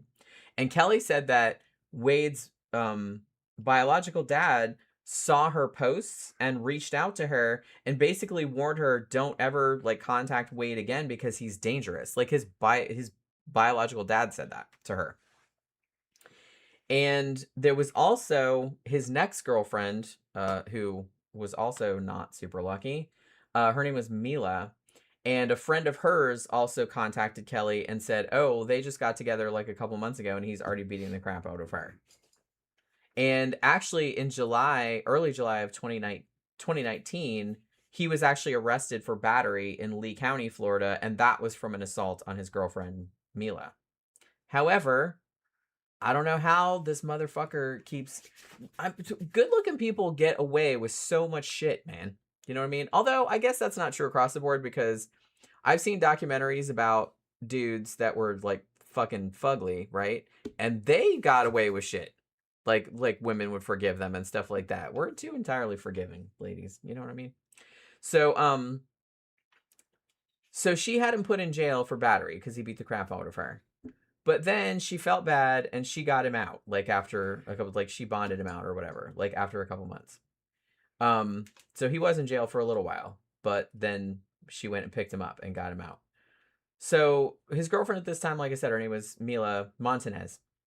And we'll kind of hear a lot more about her in a little bit because I'm kind of going in timeline order, but she, I feel kind of bad for her because this dude was abusive pretty much from the get-go, at least according to her friends, or what her friend told Kelly. It's like she's already got bruises all over her fucking face and shit like that. Like he's already beating the crap out of her. But she loves him and she won't leave, and she's always like making excuses and shit like that. She did get him put in jail, but then she felt bad and she let him out. She got him out. And when she later found out that he had killed people, like when the cops told her, there's recordings of it, like it's on the documentary, because they record all the interviews and stuff. And she felt so fucking bad, like she couldn't believe it. And she even said, like, man, if I hadn't gone to get him, like this wouldn't have happened. Like, and the cop was like, man, don't blame yourself, you didn't know, and all this other kind of stuff. But she felt so fucking bad. She was just, it was like heartbreaking. So by October of 2019, Wade Wilson was out of jail because his girlfriend had gotten him out. And the evening before the murders took place, he was actually out socializing with his friends in Cape Coral. Drinking, doing some drugs, like you do, that kind of situation. And pretty much everybody they talked to at the time said he didn't really seem any different than normal. Like he was always kind of sketchy and paranoid and shit like that, but it's like he wasn't any different. Like they didn't notice anything out of the ordinary. They're like he wasn't threatening anybody or anything like that. Like it was just regular. They said he's restless and kind of drifting around and clearly on something, but they're like he was always like that. so it wasn't really anything unusual. Now, so while he's at this bar, there's a place called Buddha Live in Fort Myers. And he was there, I believe, from what I could determine, because I kind of feel like a lot of the timelines are kind of sketchy. From what I could determine, he had gone there with Mila. I think Mila had gone with him and maybe some other friends. I don't know if they met friends there or, you know what I mean? It's just kind of like, it's probably like a situation like me and Tom. Like we go in our car, but then like we meet other people that we know there. I think it was maybe that kind of situation. So I'm pretty sure Mila was with him. And so he's kind of hanging out. There's some other people they knew there. And he evidently wanted to leave with some of his friends and go do some drugs somewhere. And Mila did not want to go with him. Like she was she was kind of pissed off and she was just kind of like, whatever, I don't want to go do drugs with people I don't really know or anything like that. So she's like, whatever, you go ahead and do what you got to do. Kind of shit. Now, notably, while he was at Buddha Live, he met a very pretty, blonde, 35-year-old woman named Kristine Melton. Now, she was originally from Illinois, but had moved to Cape Coral with a friend of hers. She was a waitress, and everybody said she was a super nice girl. She was just out at this bar, like a lot of younger people were, just kind of hanging out. And she met Wade, and he seemed cool and everything. And he didn't mention that he was there with his girlfriend. You know what I mean? Which, we know how that goes. Excuse you. Damn. I know, it's crazy. So like I said, Wade decides, I guess one of Kristine's friends, I think is how the situation was like, yeah, let's come back to our house. Like we have some drugs or some alcohol or something like that. And Wade's like, yeah, I want to do that. Now his girlfriend Mila did not want to do that. And she's just like, okay, well, you go with them and I'll just hang out here or whatever. Now, Mila was not aware that he was going to this girl's house and maybe planning to hook up with her. That's not really how it worked out, I don't think. But she wasn't really aware of that. She just thought he was going to go do some drugs with some dude they knew. So Mila stayed at the club. However, Wade stole her car without her knowing. Like, because she had driven them there because he didn't have a car, right? So he took her car and, like, left her at the bar. And then was like, hey, I'm going to go do drugs with these people. Now, they went to this dude's house, and then they went to Kristine's house. Now, for a little while, Kristine had a friend, a female friend that was with her, Stephanie. And they said, like, he said about after 20, 30 minutes, like, Stephanie left. And Kristine, I don't know if him and Kristine had consensual sex. He didn't rape her. But I don't know if they had consensual sex either. I couldn't really have but he definitely didn't sexually assault her. But she fell asleep. And he strangled her to death. No reason. Just 'cause. Like, once her friend left the house, he's like, know what? I'm gonna strangle her. And he did. So he just strangled her to death in her house. Yeah.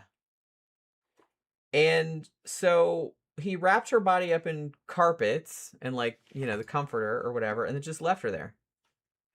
And then he stole her car, which was a black Nissan Versa, and left the house. And several, like, criminologists, like, the documentaries that I saw, like, pointed this out. I guess they thought this was a funny detail. It's, like, probably the reason that he stole Kristine's car instead of staying with his girlfriend Mila's car, which he also stole, technically, was because Mila's car was a manual transmission, and he didn't really know how to drive it. So he decided to take Kristine's car instead, because that was an automatic. So, which I don't know. Like, so, some of the people thought that was very funny, because they're like, ooh, big badass murder or whatever, and you can't drive a stick shift. So he had to, like, steal his foot, because his girlfriend had, like, a pretty badass car. I can't remember what is a Dodge Hellcat. Do you know what that is? Yeah. Yeah, she had one of those. It was a manual. Okay. Yeah. It's a hot looking car. Yeah, and he couldn't drive it. It's probably And he couldn't drive it. Yeah, she probably had the cheap one. Yeah, I don't know. I don't know which one she had. She wasn't poor. She owned a spa. Actually, the Hellcat, I don't think they have a cheap Hellcat. Yeah. Yeah. She was a business owner. She wasn't like. I don't think they have a cheap Hellcat. I mean, she wasn't like some bum or something like that. Right, she owned a nice, like, spa. Yeah. I think all the Hellcats are pretty expensive. That might be a 500 horsepower car. I gotta pee. You've been 2 times and I haven't been 1 time. So yeah. I gotta go. Man, they're yelling at me on the fucking Why are they thing. yelling at you? Because they said that dude was trying to sell fucking pressure washing services, and that he's from the neighborhood. I says, look, I was down there working on my bike, one of my bikes, and fucking, I heard somebody say, excuse me, sir, and I turned around, and there was a dude up. He'd walked up from my fucking driveway, almost halfway to my driveway, and still walking towards me. Car was out parked, and I fucking panicked. Said, get the fuck out of my fucking property. Chased him away. You don't come on somebody's property without announcing yourself. I don't know who he was. So then I posted it in our neighborhood or our community thing. It says, look, man, some dude fucking, I don't know what he wanted, just came up unannounced onto my property. And I said, I'm originally from Mississippi. That's the South of the South, okay? You don't fucking come up on somebody's house unannounced like that. Especially when your back is turned. Some people are like, yeah, you can't be too safe, man, And some of these guys are like, what about Southern hospitality? Miss Southern hospitality, my fucking ass. That's between fucking guests and friends and visitors and shit. We have a very fucking high murder rates here, and and the crime rates are high. It's just that the population density is low. I don't know who this fucker is. I just immediately drove him off. Now she's like, I guess it's his mom or maybe her husband. He was being respectful. And I said, look, I don't care what your opinion is. Don't fucking come on my property if we don't have an appointment. If you're a uniform delivery person, that's fine. I've called you. That's why you're here. Don't come up on the property. I got 1 acre here. No soliciting. That's a good way to put it. No soliciting. And, and that one person's mad. I don't care. Where are they yelling at you? It's probably his mom. No, I said, where are they yelling at you? Facebook on fucking Black Bear Reserve. Just one person. One person's yelling. Just one person. Yeah. You said they're yelling at me. Yeah, just one. Okay. One person on the other one's like, yeah. One chick showed a picture of him, saying, yeah, he came up to my door. I don't know who that is. Yeah. Well, yeah, I mean, I wouldn't I don't answer the door for people you don't know, and if you Well, don't no, call I somebody, wouldn't answer the door either. Yeah. You know what I mean? But Yeah, it's everybody's like, doing the same thing. but I'm not gonna like open the door and be fuck off. I'm just not gonna answer. I was in the fucking I was Well, in the yeah. parking lot. He fucking halfway. He came halfway up the driveway. If he wanted to call me, he could have stayed on the sidewalk. That's you know, he has a legal right to use the sidewalk. He was on the property. You know, I don't know who he is. I have enemies, literally. No, I do. I got enemies. I can't. I don't know who this guy is. You know, he might be fucking trying to come here to rob me or kill me. You know, I don't know. Probably not. But he just surprised me. You know, my back was turned and there's a fucking strange dude in his 20s halfway up my fucking driveway. Don't come on the property. If you want to come on, you want to ask to come on the property, stay on the fucking sidewalk. You know. Yeah, or on the curb. On the curb. We call it curb sidewalk. Technically, we don't have a sidewalk. We don't have a sidewalk. In front of our house. On the curb, yeah.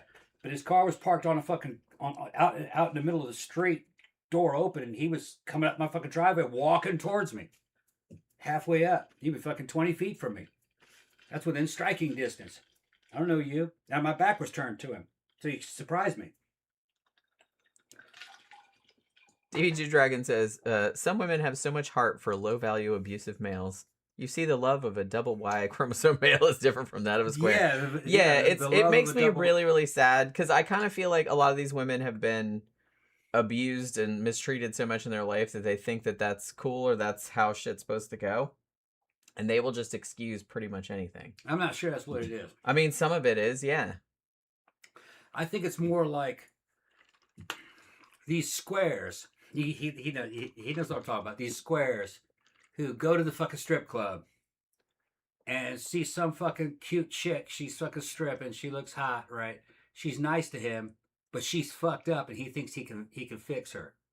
No, she's been through fucking 20 hands that have all tried to fix her. It ain't gonna happen. And I think that sometimes women run into a cute guy. They think they can fix it. Yeah. Turn him around into something. No. Yeah, that's definitely a thing. They think they can. Well, once he gets a load of me, I can fix this. No. Yeah, you can't fix it. Yeah. Don't even waste your time. But yeah, so okay, so here's the thing. So he takes this woman to her house. Her friend leaves, and he just strangles her. No reason, just cause. Also, I will note that when he was talking about this to the police later, he said that he was talking about picking her up in the bar, and he used the term, I bagged her. I bagged her. Easy.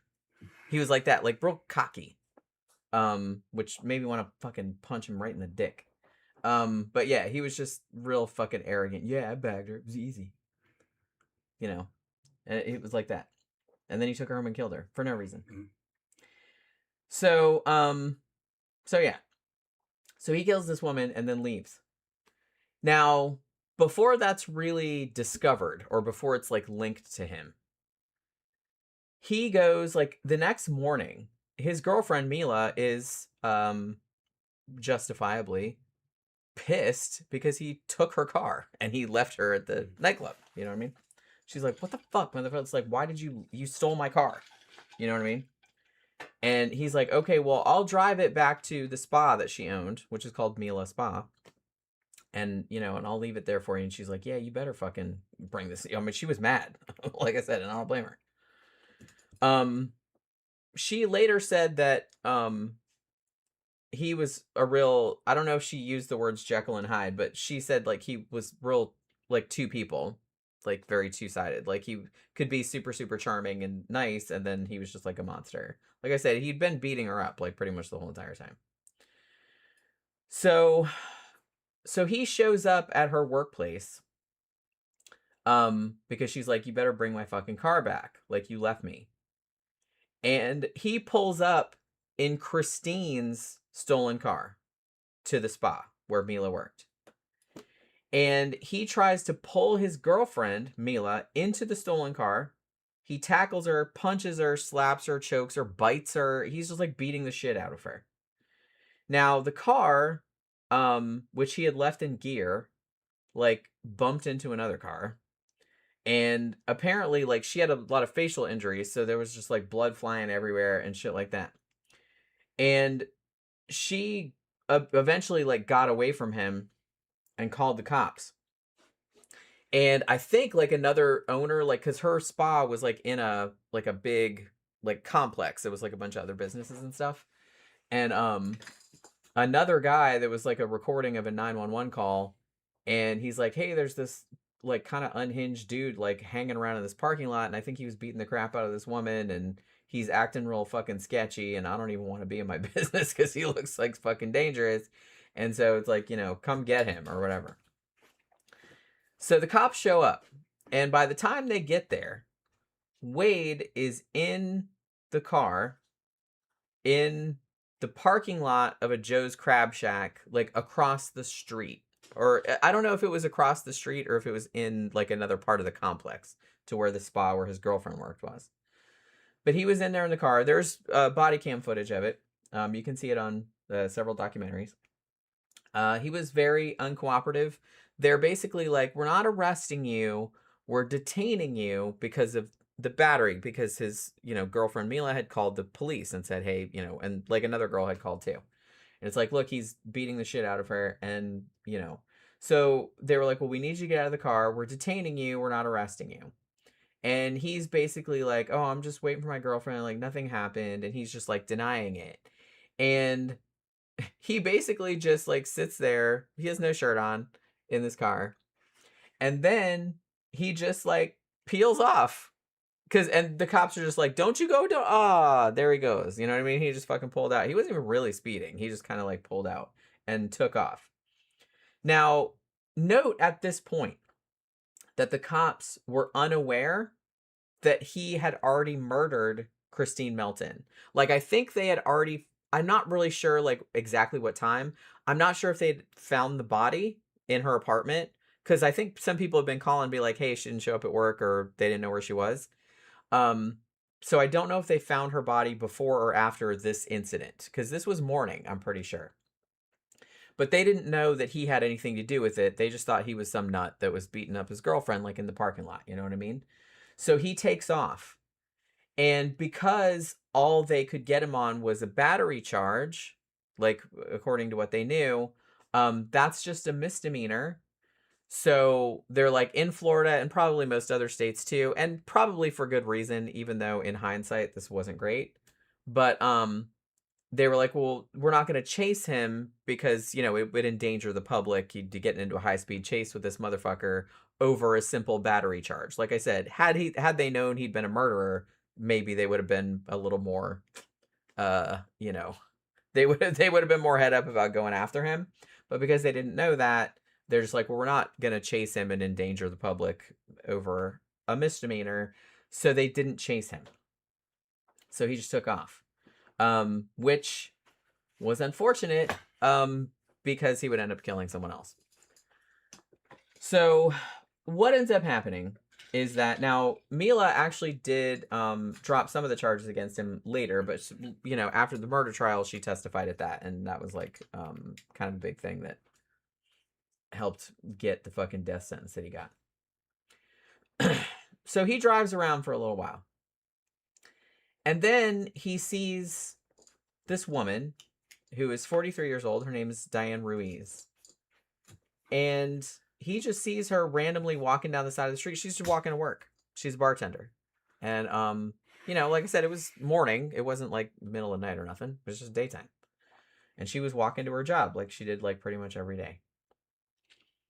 And she disappeared, at least as far as her family knew. Quite ominously, her purse was found lying on the sidewalk near a school, like not that far away from where she worked. Now, for several days, like her fiance reported her missing. It was like, she didn't show up to work. They found her purse like on the sidewalk, and nobody knows where she is. Then he was like freaking out, like as you would. And as it turned out, like they wouldn't find her for several days. Actually, they wouldn't find her until after they had arrested Wade Wilson. But what had ended up happening was he was just driving around and he'd already killed this one woman. He had beaten the crap out of his girlfriend. He just drove away from the police and they didn't chase him. And so he's just driving around randomly and just sees this random ass woman walking to work down the side of the road like you do.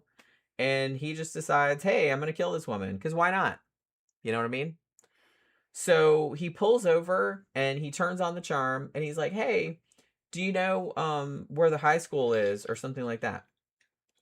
And somehow, like, can you help me find it? And somehow he is able to get her to get into his car, like lures her into the car.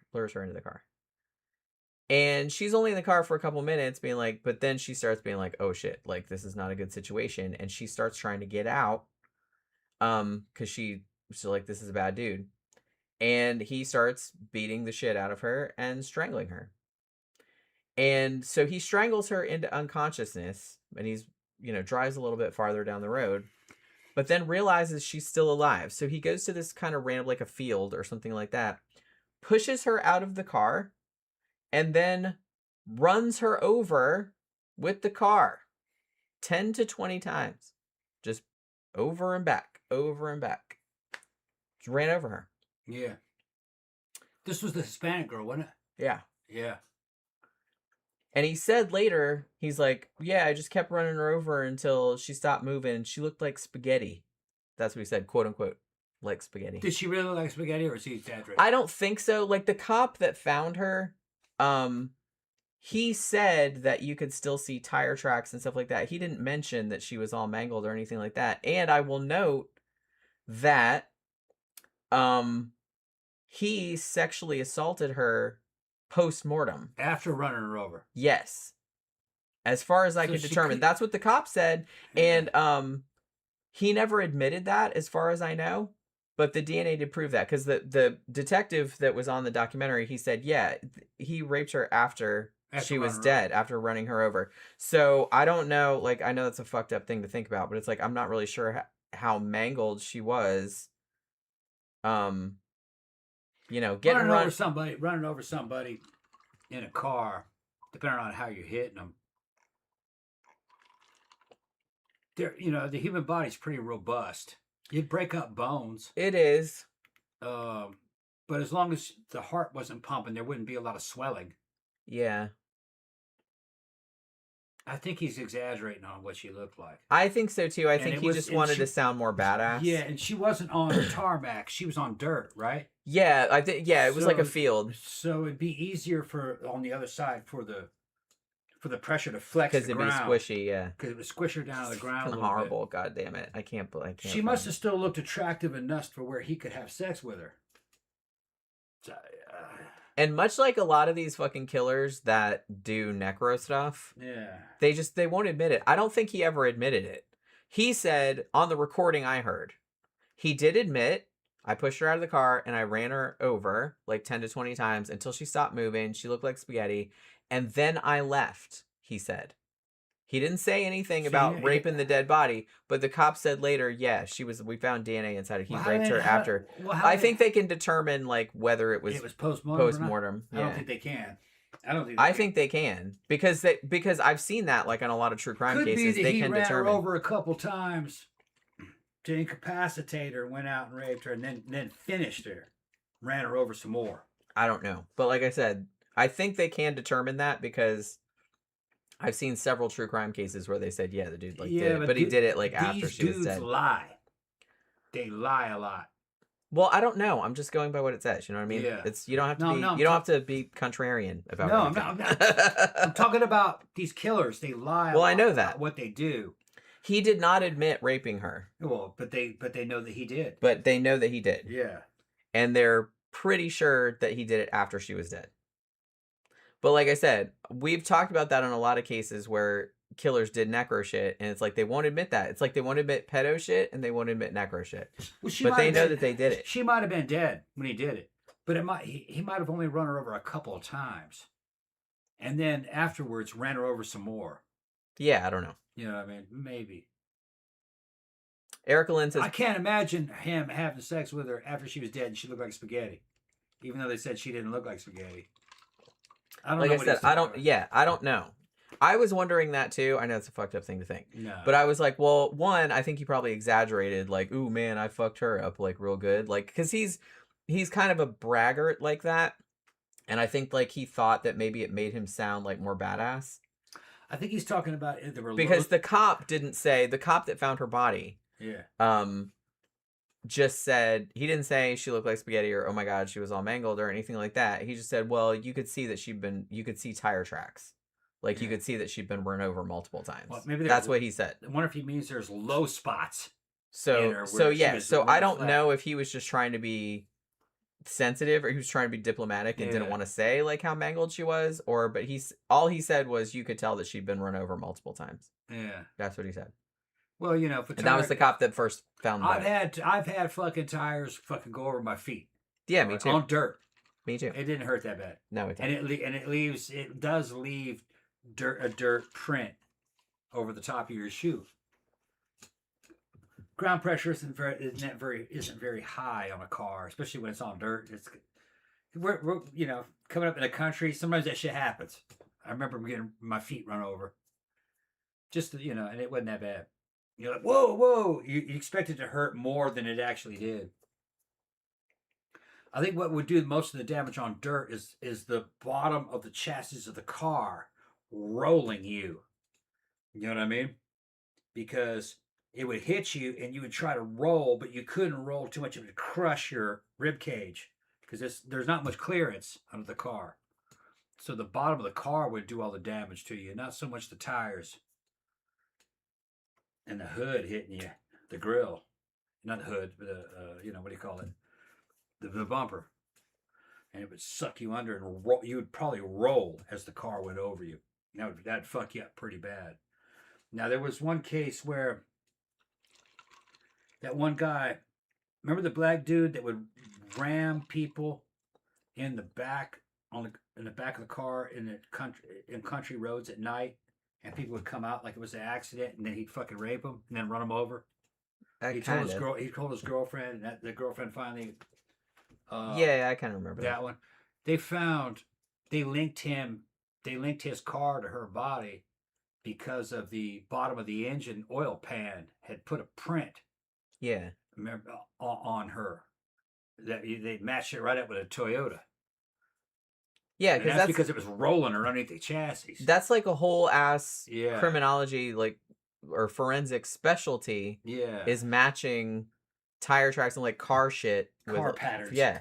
Well, the same as like there's a whole specialty in like doing like footprints, like the bottoms of shoes. Yeah. You know what I mean? So it's like they can find your ass somehow. But I don't think she was killed by tires going over her though. I think she was killed by the chassis rolling her rib cage. Not enough ground clearance. I mean, Granthers is here. He's ex-cop. He could probably tell you. He's probably seen accidents and shit where people got run over. He might know more about that. But all he said was people who have been run over look like pizza, not spaghetti. Pizza, not spaghetti. Flat. Well, yeah. Okay. But like I said, that's on fucking tarmac though. That's harder. She was on dirt. A lot of times when we would fucking get run over, it wasn't cars, it was shit like 3-wheelers, 4-wheelers, and motorcycle dirt bikes out in Mississippi. You know. And we were kids. But I don't know, the size differential was probably equivalent back then. You know, when you're a fucking 12 years old and you get hit by a fucking 3-wheeler and fucking part of it go over you. I don't know. Now, I guess the weight differential is probably pretty different. A 3-wheeler doesn't weigh that much. And the tires are big and fat and soft, you know. Because there's not much air in them, you know. I don't know. Just trying to imagine it. Why she would look like spaghetti. She wouldn't look like spaghetti. I don't know what he's talking about. Well, like I said, he's full of shit. Yeah, he's full of shit. Erica Lynn says, poor girl sounds like she fought back. Good for her. I hate him. Yeah, I do too. Actually, Wade even admitted that when he was admitting to killing her, when he started like strangling her and beating her in the car, he did say something along the lines of like, well, she was a fighter. I'll give her that, I think is what he said. Yeah. DVD Dragon says, the short man mafia must always be on guard. You must not trespass. Like you don't go up to Crom on his mountain. God answers no prayers, no solicitations. Yeah. That's right. If you try to pray to Crom and he sees you, you're fucked. You don't want to catch his attention. He'll just bring you curses. He'll kill you. Yeah. He gave you everything you need to know at birth. You don't need to be talking to him anymore. American Military said Tire Prince was how the Canadian police caught Colonel Russell Williams. Yeah, did we do a show about that guy? I feel like we did. Yeah, like I said, fucking tire prints, shoe prints, they can catch you from fucking anything that's like distinctive, you know what I mean? Especially nowadays. Well, they get evidence, they take it to trial. Yeah. Like, and especially if they have like a bunch of things like that. Yeah, it's usually a bunch of stuff. Yeah. Well, it's better to have a bunch of stuff. Yeah. Because then you can't like deny that it was you. Now, so they didn't actually find her body until a couple of days later because he, like I said, he dumped it kind of out in a field. Now, after Diane Ruiz was murdered, Wade calls his bio dad, like his biological father, Stephen Testaseca. And he confessed to his dad what he did. And his dad even said that it's like he sounded sort of, he's like, I don't know if I want to say joyful, but it definitely sounded like he was bragging about it. Said, oh, I choked a bitch. And he was like laughing about it. And his dad was like, what the fuck? You know what I mean? And it's like, his dad knew that he was dangerous. Like, he'd already, you know, before any of this happened, he had contacted Kelly, like the ex-girlfriend, and said, you know, don't have any contact with him anymore. He's dangerous. Like, he beats up a lot of people. Like, this has happened before. Like, he's done this kind of shit before. So he knew that his son was a psycho. Obviously, it's still shocking when your son calls you and it's basically like, at first he's like, well, I killed someone. He's like, well, I killed 2 women. But he was like, not, I'm a killer, he said. But like, he was kind of like laughing about it, like kind of making light about it, like he was bragging. And so Steven was just kind of like, what the fuck? Okay. So to his credit, he did the right thing. Like what he did, he's like, okay, I'm going to help you out. I'll help you get out of town or whatever. I'm going to call you an Uber, but you have to tell me where you are. And his stupid ass son like fell for it. Because what had happened was after the Diane Ruiz murder, like after he had dumped the body or whatever, and he knew the cops were looking for him, he broke into an unoccupied house. Thankfully, there was nobody in there. Like, I think the owners were like out of town or something. So he breaks into this house and just helps himself to food and clothes and a couple of White Claws that they had in the fridge or whatever. And he was like hiding out in there. So he tells his dad, well, I found a house and I'm staying in here. So his dad's like, okay, I'll get you an Uber. We'll get you out of there. Everything will be fine. And then he called the cops and he's like, he's right here. Go fucking get him. You know what I mean? Good for him. So the cops show up to arrest him. And there's body cam footage of this as well. Very aggressive, very cocky. You fuck you. You know what I mean? It was like that. Kind of. And initially denying any involvement in anything. He doesn't know anything. He didn't do anything. I didn't do anything. What the fuck? You know what I mean? You can't do this. Like all that kind of shit. But as time went on, they actually discovered that he had made calls from Diane Ruiz's phone, one of them to his girlfriend, after Diane Ruiz was dead. And later on, they also found CCTV footage of Kristine Melton's black Nissan Versa that he had stolen after he killed her, dropping Diane Ruiz's purse on the sidewalk. Like, there's actually footage of him, like, throwing her purse out, like, on the sidewalk from that stolen car. So I was like, good job, bud. Like, from the school camera, like the high school where he dropped it. So they bring him in interviews, and I guess after a while, he, like, figured out that he was busted. You know what I mean? So he said that he was going to tell them, because at this point they still didn't know. Well, he thought they didn't know where Diane Ruiz's body was. He's like, I'll tell you what, I'll tell you where the body is. He told them what happened, like he described it in great detail, like the murder and everything like that. And then he's like, I tell you what, I'll tell you where I dumped her body if you get me a burger and fries. That's what he wanted. A cheeseburger and french fries. Yeah, he wanted some free shit, man. And he's just like, well, I figure I'm not going to get any burgers or fries for a while. So, you know, at least he knew that much. He wasn't that stupid. He's trying to bargain.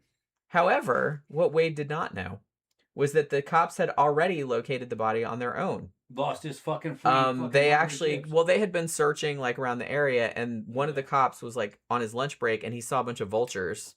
Yeah, it's fucked up. He saw a bunch of, because it'd been like 3 days, I think. Yeah, he saw a bunch of old school way. Yeah, they saw a bunch of vultures, and they said, "Okay, let's go look over there." It is, right. And they found her. But Wade didn't know that. So the cop was just kind of, so they told the guy, it's just like, yeah, totally, we'll get you a burger and fries, and then we'll take you out to find the body or whatever. I don't know what the dude was planning, but whatever. But he's like, we had already found the body, so we were like, fuck you, you're staying in jail. You didn't get the burger. No. And the burger or the fries. And I was like, that, now that's the kind of petty I can get behind. Yeah. They're like, yeah, fuck you and your burger and fries. You're not getting shit. So I feel like Wade also, there's, you know, pretty extensive like recordings of him, like the police interviews and stuff. And he said real, I mean, not surprisingly, he said real douchey shit during his police interviews. I use my charm and my good looks and to pick girls up. Like I said, the first woman that he murdered, he was like, yeah, I bagged her. I did this, you know, shit like that. And then when he was talking about the Diane Ruiz murder, and he was talking about when she like realized that he was a bad person and was trying to get out of the car, and then she's like, and he's like, but you know, I'm a lion and she's the prey. No, like, he's a fucking parasite. Like, yeah, you're and I was just like, lamprey. shut the fuck up. Oh my god. Yeah, you're the lamprey and he's the fish. You ain't a fucking lion. You're a fucking parasite. It's like I said, it's like bad enough to fucking be a murderer, and then like to go on like in this douchey fashion like this. If you had money, if you had enough money to do something for him, maybe I'd call you a lion, fucking. But no, you're a parasite, fucking a lamprey. You couldn't even live on your own. You had to fucking suck the money out of them girls and then kill them when they fucking shamed you for it, because you shamed yourself. Actually, these women didn't do anything to him. Like he beat the crap out of his girlfriends, yeah. But it's like the women that he killed, one was just a woman that was nice to him and like picked him up at the bar and thought he was cute. Second woman didn't even know him from Adam. She was just walking to fucking work and was trying to help him with directions. He's a parasite. Yeah. It's just like that's the thing. It's like I don't really get. I think I saw somebody else bring this up like before, but they were talking about like all these, you know, killers, serial killers and shit like that. Like they act like they're all fucking badass. And it's just like, you're just going after fucking innocent, defenseless women. It's like, and children. Yeah, like, how fucking badass is that? Yeah, and you can't even pay her rent. You're a bottom feeder. You can't even pay her rent. You couldn't even buy her a fucking dinner. You know, yeah. It's just like, how fucking pathetic is that? You're just pathetic. Mm-hmm. And I think deep down they know that, which is probably why they're lashing out in this fashion. Yeah, they're overcompensating, trying to compensate. But it's just like, in no universe is it badass to just go after defenseless, innocent women who weren't even doing anything to you. Nope. Or children who can't even fight back. It's just like, what about that makes you badass? If you're gonna be like some badass serial killer, why don't you go after like some big fucking 6'5" musclehead MMA fighter? Then maybe you'll be badass if you can kill that dude. Good luck. Traditionally, you go back thousands of fucking years. In the legends of man, he's fucking trying to hunt a dragon, something like that. He's trying to kill a monster, a fireworm, a wyvern, which is a dragon. Women aren't dragons. If you think a woman's a dragon, we're just regular. Then you're a fucking weak man, fucking super weak. Yeah, I don't really get it. Yeah, me and my boy who's got the fucking Conan channel, he got attacked by a man my age who was saying that he was controlled opposition because he wasn't talking about how much women are oppressing men through all these cultural, and I'm listening to this shit. He goes, look what this dude talking to me. Why is he saying that? And I go, that is an old man who's lost his relevance. That's what they call a black-pilled incel. Yes. You are a married man. That motherfucker hasn't been laid probably in decades. All right, he has no idea what he's talking about. And he's like, man, you're the perfect fucking dude, man. You are the fucking. I love that. I love that. Like sad. It kind of makes me sad too. But I kind of feel like a lot of young guys are getting advice, and it was Yeah. older guys too, obviously, Yeah. are getting advice from dudes that don't know the first fucking thing about women or Yeah. dating or anything. Like, Well, why would you take advice from? he wasn't taking advice from No, I'm him. just saying that it's like, That dude was doing a video response to one of his Yeah. videos, and he was fucking, he was pretty shook by it. He's like, dude, listen to how he's talking about me. Is that critique true? And I was like, no, because when you're in your late 20s, don't listen to crazy people. when you're in your late 20s, a dude in his 50s you might fucking tend to kind of like, maybe he's got seniority, maybe I should believe him. I was the same age as the dude he's talking about. I said, no, man, that is a loser. Back in the old that dude's a days, loser, man. dudes like that would just be ranting on a street corner somewhere. Yeah, and yelling no one, at the clouds. and no one would pay a Yeah, single bit of right. attention to them. Right. But now everybody can make videos and put them on Yeah. YouTube and shit like that. So we have to listen to their bullshit. So for dude was saying that women were oppressing men, and I was just like, no, dude, what's happening is Okay. hypergamy, because there's a lot of dudes like him that lost out. So that dude hasn't been laid in fucking years. Women aren't. Why would a woman be interested in him? He doesn't have anything to offer. He didn't compete. He sounds charming. I don't really know why. Yeah, no personality. You know what I his mean? physicality was bad. Fucking his attitude is I bad. can't imagine why Right. women aren't like Right. dropping their panties. It happens. Look, it happens in both fucking sexes. They got women that end up like that too. But the way it manifests itself looks very different on the surface. But what it manifests as a black-pilled incel. There's no hope. Women are the enemy. It's the He-Man Woman Haters Club. Like from fucking Normal people pay Yeah, what is it? absolutely no attention. Yeah. And it's always weak men. To these fucking It's always people. weak men. They have nothing of Yeah. value to add No. to the discourse. No. It's Just ignore them. And there are even like Grampers knows who I'm talking about. Fucking dude from Ridiculous. Fucking he's a good soldier, but he's still a weak man. All right. There he had weaknesses, and one of his weaknesses was he was in the military for too long. Okay? If you're in the military for a long time, you're not really a free man. You're institutionalized.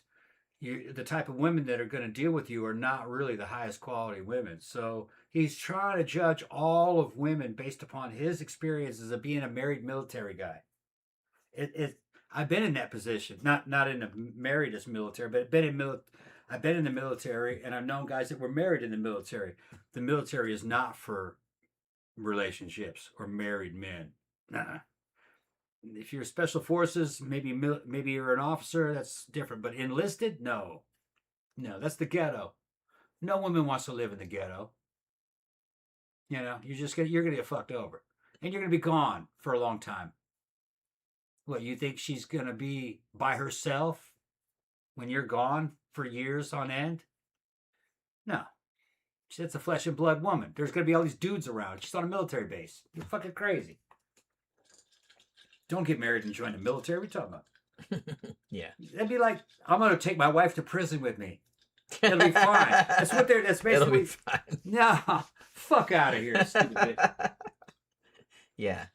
It's just like I said, don't take advice from us either. We don't know everything, and obviously everyone's experience is only limited to what they themselves experience. Everything's situational too. And everything's situational. Yeah. It's like everyone's situation is It's a different. little bit different, right? I don't really like giving advice to people because who the fuck am I? You know what I mean? I don't, if I don't know you, and even if I do know you, I'm just kind of like, I don't like giving advice because it'll blow up in my face. You know what I mean? So it's like, if somebody asks me directly, like what I think about something, I'll be like, don't do this necessarily, but if I were in your shoes, I would do X, Y, Z. But I'm not going to tell you to do that because I'm not you. You know what I mean? And I don't presume to like know other people's experience or other people's thoughts or anything like that. Other people clearly don't have a problem with that, and will give unsolicited advice all day long, but I really am uncomfortable doing that. I can give advice just based on shit that I know about, that might be helpful or not, but I don't know. I don't really like to do it. It's like I said, it makes me super uncomfortable. And like I said, I don't want it blown up in my face either. I don't want you doing something I said and then it going really badly. And so, well, you told me to, I don't really want that happening. So it's like, and I don't want people getting hurt because of something that I said either. So I know we talk a lot of shit on the show, but I'm fucking serious about that. So, as we mentioned earlier, so once they got this fucking dill hole in prison and his mugshots started going out. I'm sorry about that light. Is we need another one. I had it unplugged earlier and it was okay for a little while, but now it's like starting to fritz out again. So it's kind of flashing back there and it's a little bit distracting. And it's kind of making the thing go out of focus. So sorry about that. But yeah. So this guy, because of what he looks like, he got like all kind of attention from the internet. Like this went all over the place. And like I said, the hybristophiles out there were just drooling because of the dude's good looks, I guess. I mean, I don't know. Like it's not really my type, I guess. I don't know if I have a type, but it's like he's a murderer, so it's like I can't really see him as like a good-looking person. But it's like I guess if you're into that, whatever. So now before he went to jail, like I said, he did have a bunch of tattoos, like sleeves and up his neck and stuff. But the ones on his face, like all the swastikas and shit, he did those when he was in prison. And like I said, he just did that to be an attention whore, because you know how he's an attention whore. And I think that the media didn't really help with that, because they put, not only did they give him the name the Deadpool Killer because his name is Wade Wilson, but all the women that were making little TikTok videos about how hot he was, and he had little fans that would like come to the trial and write him letters and call him and all this other kind of crap. And like I said, there was little t-shirts, there was fucking GoFundMe's and Kickstarters or whatever the fuck, like trying to raise money, like to petitions, like to let him out and all this other kind of shit. I'm like, he murdered 2 women and he beat the shit out of most of his girlfriends and he raped a dead body. Like, why is that something you want to be involved in? Why is that hot in any way? I don't know. Like I said, we did the show about hybristophilia because this is something that I've always been really fascinated by. There's just a certain personality type. It's a mental illness is what it is. I would say that's a mental illness. That is definitely a mental illness. If you think that like a serial killer or a spree killer or somebody like this is like hot or worthy of adoration. There's a certain kind of woman out there that is attracted to dudes that are just way fucking not on the edge. They're over the edge. Ultimate fucking what they would consider to be like rebels. Yeah, like Total I said, misfits. I get like a little bit bad boy, but like they're but extreme. this is it's on the extreme of that. Yeah. Fucking me and Grandpa's coming up in high school together, man. Bad boy would have been like Bill Orlinger or something, the punk rock kid. He was a nice guy. Girls liked him. Well, yeah, that's what I mean. He was a punk rock kid. Yeah, he had. But like I said, when we say bad boy, I don't. Most women don't mean like killing other women, killers or criminals or anything like that. You mean something that's... there could be some cool criminals, but we're talking about a dude who's a fucking sex offender. Yeah, who's murdering women. Yeah, that's way beyond the pale. That's not bad boy. That's psychopath. Because criminal can mean a lot of things. That could mean that's true. That could be a fucking it's like white collar guy or or if you just went to like just for drug possession or little shit. Yeah, I don't care about that. Yeah. Dude stole a car. But violent crimes, that's something else. Yeah. That's something else. But yeah, like I said, bad boy is in the sense of, I don't like authority and, I dress weird and shit like that. Like that's more bad boy. Yeah, in my experience. Not like violent offender bad boy. That's completely different. In my experience with clubs and other things is that some criminals do very well with women, especially if they're like a drug dealer who is well-mannered and knows his shit. He's cool. Because some of the really good drug dealers are very socially acceptable because they have a higher clientele and they have a lot of money. They're not the low-level drug dealer who's out there fucking on street corners shooting people. It's a very different kind of... It's basically you're talking about like something out of Goodfellas. Yeah. That Yeah, that is kind of more understandable. I understand that, yeah. Because at least they are living, at least on the surface, kind of a respectable lifestyle. Even though, obviously, the way they make money is not respectable. Yeah, and I've known them before. You could bring them to the house and have a party with them. They're safe around kids. They're not going to kill anybody, and they don't need to steal anything from me because they got a lot of money. Don't kill anybody at the barbecue now. Yeah. And they're not going to steal anything because they got a lot of money. And yeah, they don't need to. They don't need to, And a lot of them come from basically decent backgrounds. They don't come from the hood. That's how they became a good drug dealers, because they came from the middle class. So but that's just how it is. Yeah, like I said, They're I getting could that money almost. because they're willing to take risks. I still Yeah. wouldn't want to date or marry Right. a drug dealer, Right. even if they were like it's just too much. But here's an example. I don't here's need an that kind of example of what I'm aggravation. talking about to the average civilian, and I've called it. Han Solo was a drug smuggler. He's technically a drug dealer. He's actually the love interest in the fucking movie. You ask any girls who grew up in the Star Wars, they didn't like Luke. They liked fucking Han. Yeah. Han was a bad guy. The first thing you see, first time you see Han, he fucking fries Greedo. Kills Greedo. And he shot first. Greedo was trying to take a ship, though. It was between criminals. Yeah. Okay? So they telling you right off that he's dangerous. But he's a nice guy. Yeah. And then he has towards honor. the end, yeah, and he had honor. He was playing by code. And in the end, he had a redemption arc. Yeah. Okay? And fucking ladies he got the love girl. a redemption arc. Yeah, he had and he got the girl. He got a princess. Yeah. So, yeah. Bad boy thing is a reality. It's just that there's limits. They're not talking about this motherfucker. Yeah, this we're is not trash. talking about this. This is trash, yeah. Women that are into this, Right, yeah. please get some help because there is something wrong with you. Right. And Erica Lynn points out they did the same with Ted Bundy. Mm-hmm. Like, ladies, he killed and had sex with the dead. Yeah. Right. He fucked a severed head. Yeah. Ooh, hot. Yeah, no, that's not hot. I don't know in what universe you think that's hot. That's fucking terrible. So, I don't know. It makes me mad because there was like I said, I just saw like a few brief clips of like some different like Instagram reels and like TikTok stuff that people had made. And like some chicks are just kind of like, ooh, he's so hot, look at him, blah, blah, blah.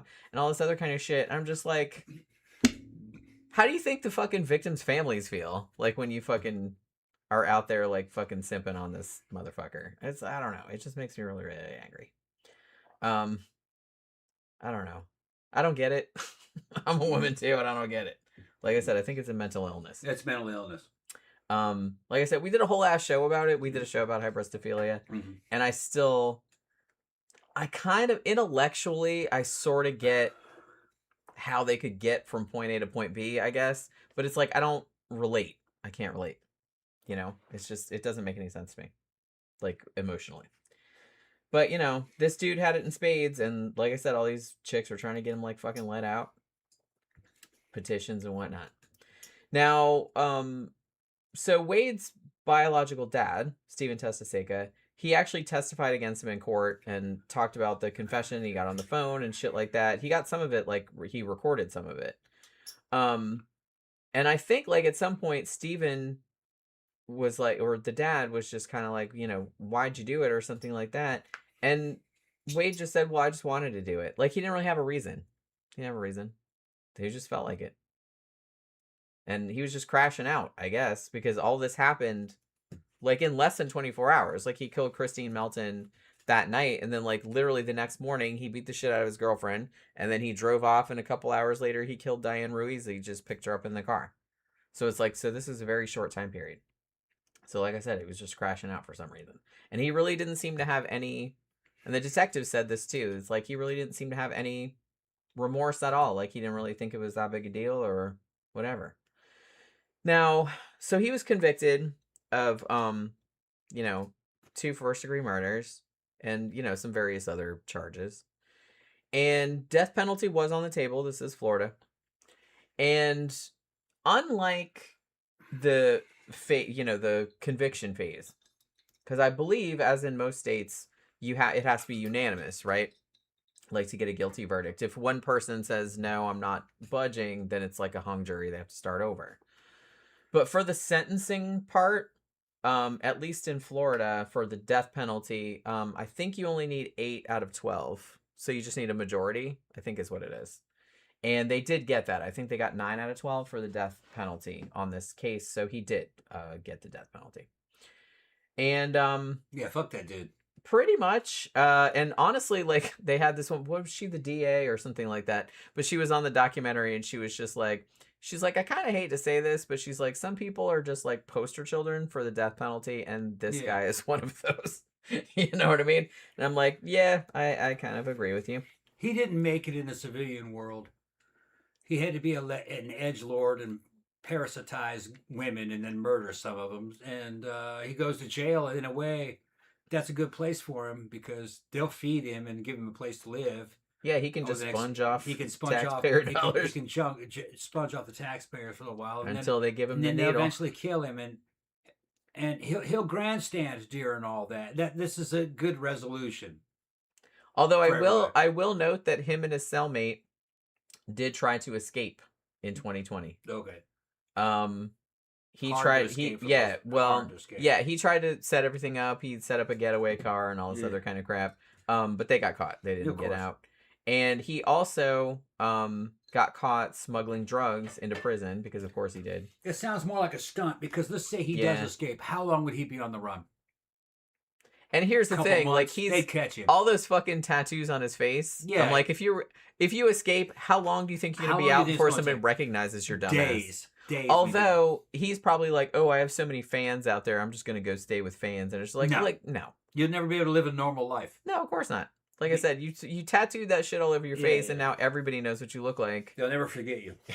And like I said, He's a fucking genius. He's a criminal yeah, mastermind. you can be walking down the street one day, like going to the Piggly Wiggly or whatever, and it's just kind of like, guarantee you the fucking escape attempt was just fucking cred. He's just he's stunting. He's in prison stunting. Oh, we getting out of here. No, you're not. yeah, you're not Yeah. going anywhere, buddy.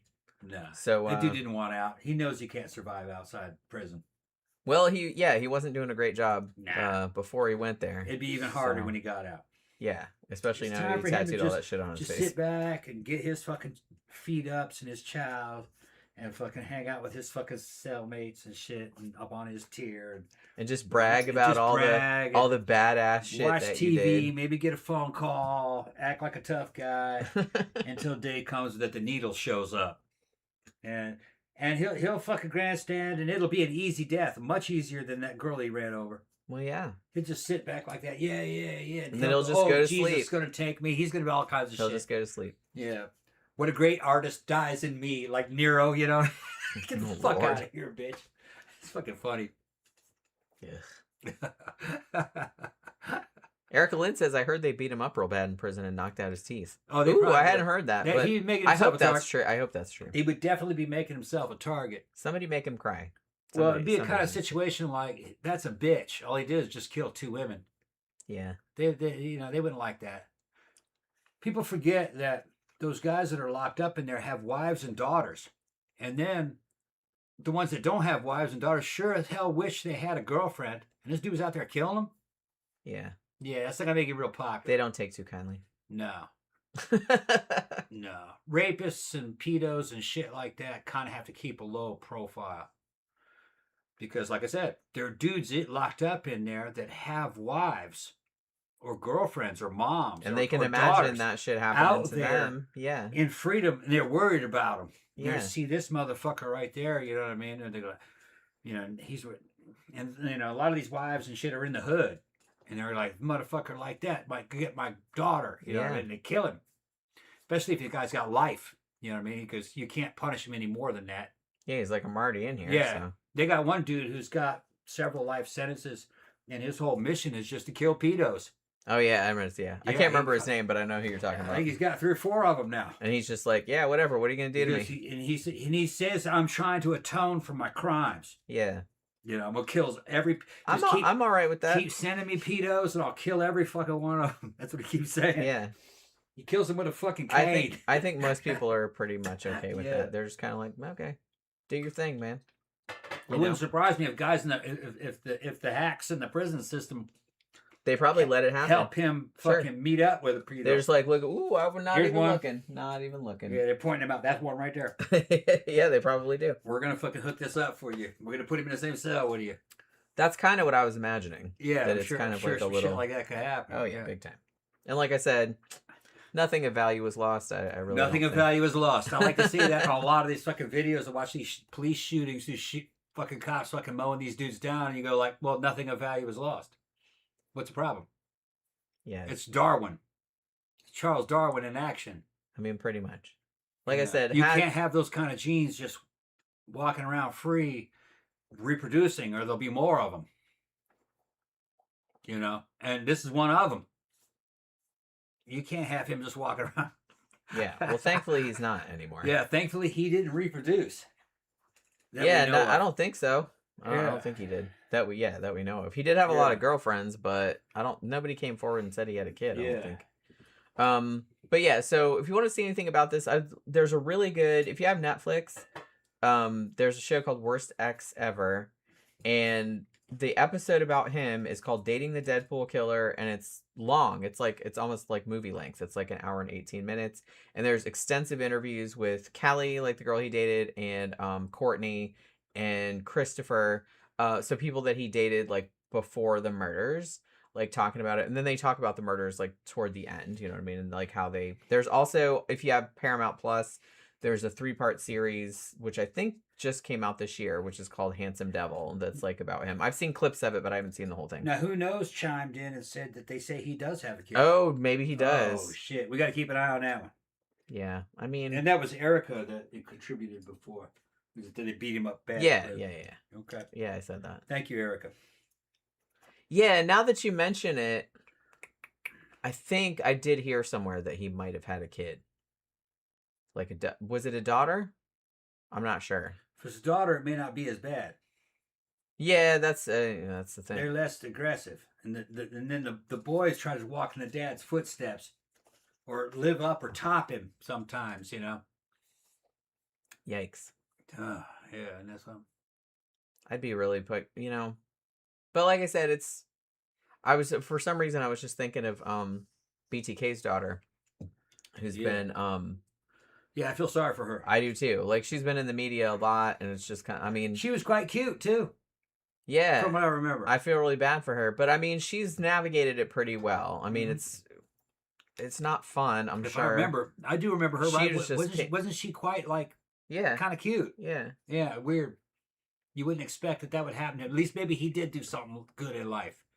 Maybe he had a good dog. I mean, she seems like a lovely person. Yeah. So, I mean, yeah, she was just completely like blindsided. Yeah. The wife was too. Like, they had no idea. Well, they thought he was normal. Yeah. How would they know? Yeah, they wouldn't know. How would they know? And, he was intelligent. He kept all that shit under wraps. His perversions. That, yeah, see, what it was. And in a way, that kind of shit is like way scarier to me. I mean, this dude, while in the beginning, like everybody said, he was super charismatic and sweet and everything like that, and they didn't realize until like a month or two into the relationship that he's actually kind of a abusive psycho. Yeah. With this horrible temper. But the scarier thing to me is like somebody like BTK or somebody like that does it for years and years and years and is able to just like maintain a completely normal family, and they have no idea that he's doing this shit. Like, that is terrifying. Yeah. That somebody can compartmentalize to that degree. Because dudes like this are also scary, but this is kind of more understandable because, like, oh, the dude he flips out and like everybody knows that. So it's like, oh yeah, he's going to end up killing somebody. Like, his dad wasn't even surprised, really. Well, this dude was also young. That's true. So he was only 25 when he got caught. Yeah. Fucking BTK kept that shit under wraps into his 50s, huh? Yeah, like, he didn't get caught until way later. Yeah. And that's like, and what's the that's horrifying. The weirdest thing is that he could have got away. BTK could have got away with it. If he just needed attention, though. He had to cash in on his fucking serial killer coins. Infamy. On his serial killer coins, he had to cash them in. Yeah, I can't just die in obscurity without everybody has to know how awesome I was as a Minotaur. Yeah, my Minotaur action. Minotaur.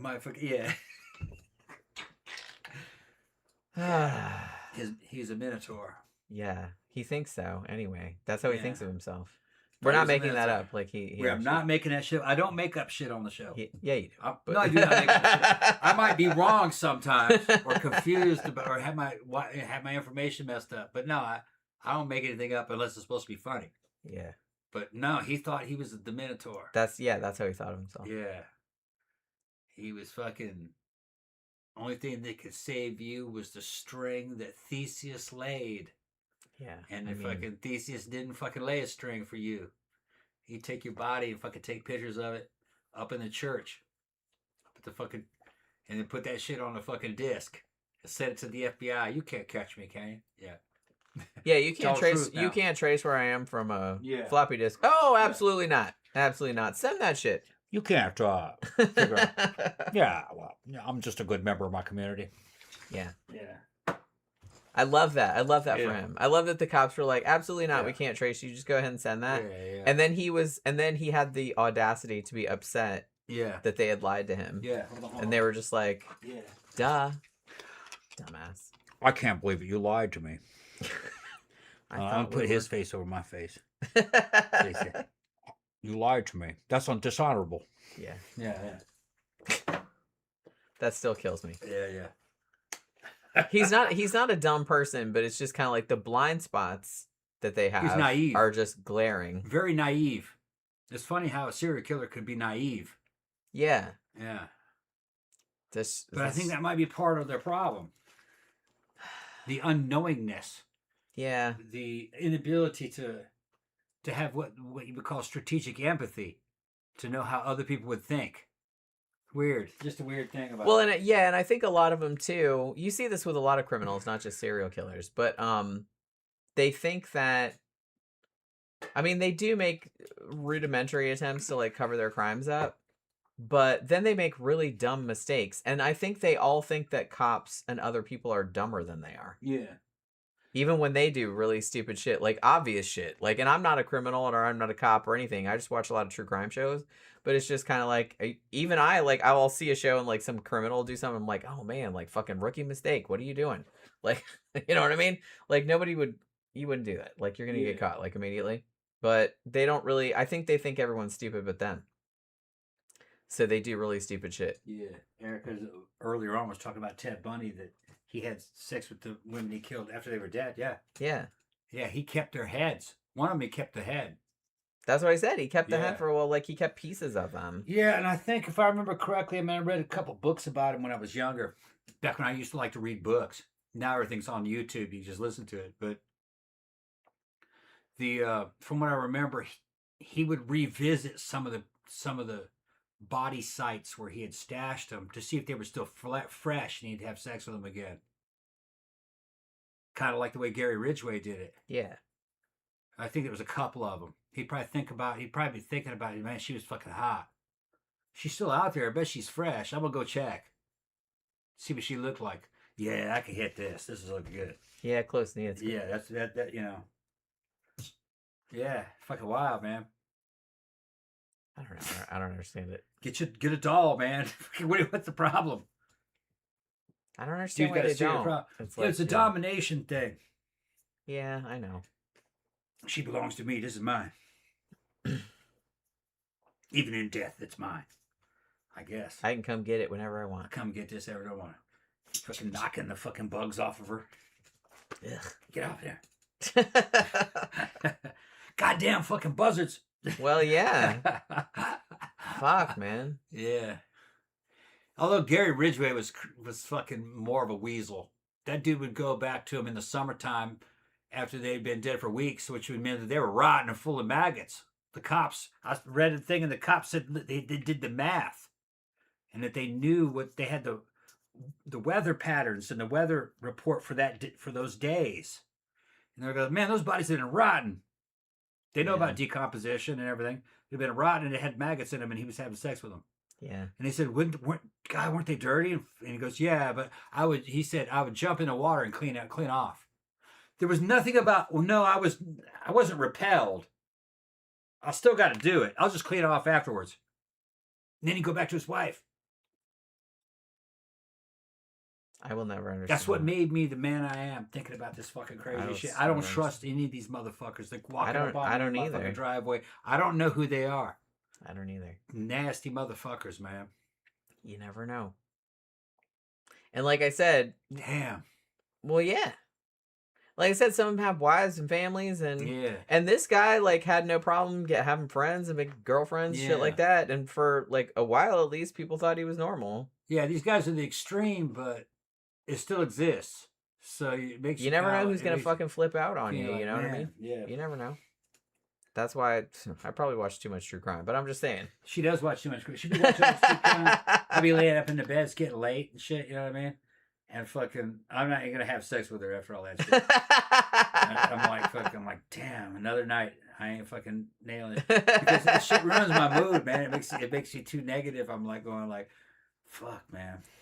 I like to get some, but man, not after that shit. Because it's associating my desire for sex with all this fucking nasty shit she's walking on TV. I don't really think of it like that. Yeah, because when you're a man, you have to have this fucking active role and like yeah. But I've been hearing these stories about these other motherfuckers. Their active role was to kill people doing all that. And it's kind of like, it's kind of like a turnoff. But know? I haven't been watching that much. I mean, I watched some today in my office because I was watching documentaries about this guy. But last couple nights we've been watching that Primal show. Yeah, Primal's awesome. And then after that was over, we were watching the show about music videos. If y'all haven't watched Primal, so I wasn't watching true crime. If y'all haven't watched the animated series, it's 3. It's on HBO, and you can it's on HBO Max. 3 seasons, and it's an animated series by this guy. He did a bunch of these other really good, and it's taking place in Hyboria, which is the fucking. It doesn't say that, but it's the world that Conan came from, and about a caveman and a dinosaur, and their adventures. And man, it was great. It's really good. It's really good, and super violent. It was on Adult Swim back in the day. Yeah. That same guy got the fucking contract to do the new Conan animated series. It's going to be great. He wanted to do it back then, but he didn't have a license. But you can tell this is very Conan-ish. Yeah, it's taking place in the same world as Conan. But it's, Yeah, it's really good. It's in a more general... Yeah, and the animation's cool. It's kind of like the animation from that fucking old music video. Fucking, what was it called? Clint Eastwood. Fucking, I think that was the name of that. I think that was the name of that video. What was the name of that fucking band where they were all animated guys? They were cartoons. You never saw them on stage. You just saw.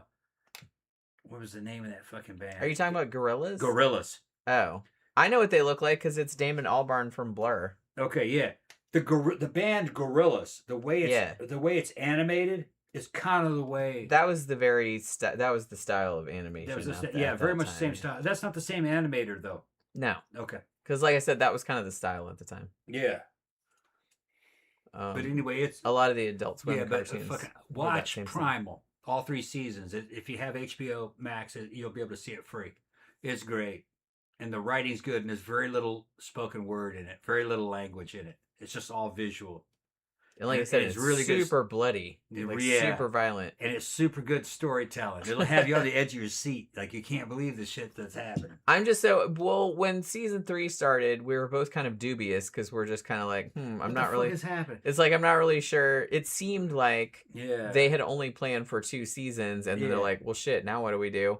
Because season 2 had ended pretty definitively. And so we're like, not really sure if I'm digging this new direction. But the more it went on, I was like, oh, maybe it was on purpose. Yeah, maybe. Like maybe they did figure it out. But it's like they wrapped it up really good. I like what they did. I want to see I want to see the other one he did, Samurai Jack. I think it's called Samurai Jack. Yeah.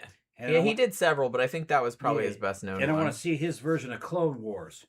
Yeah. They say it's really good too.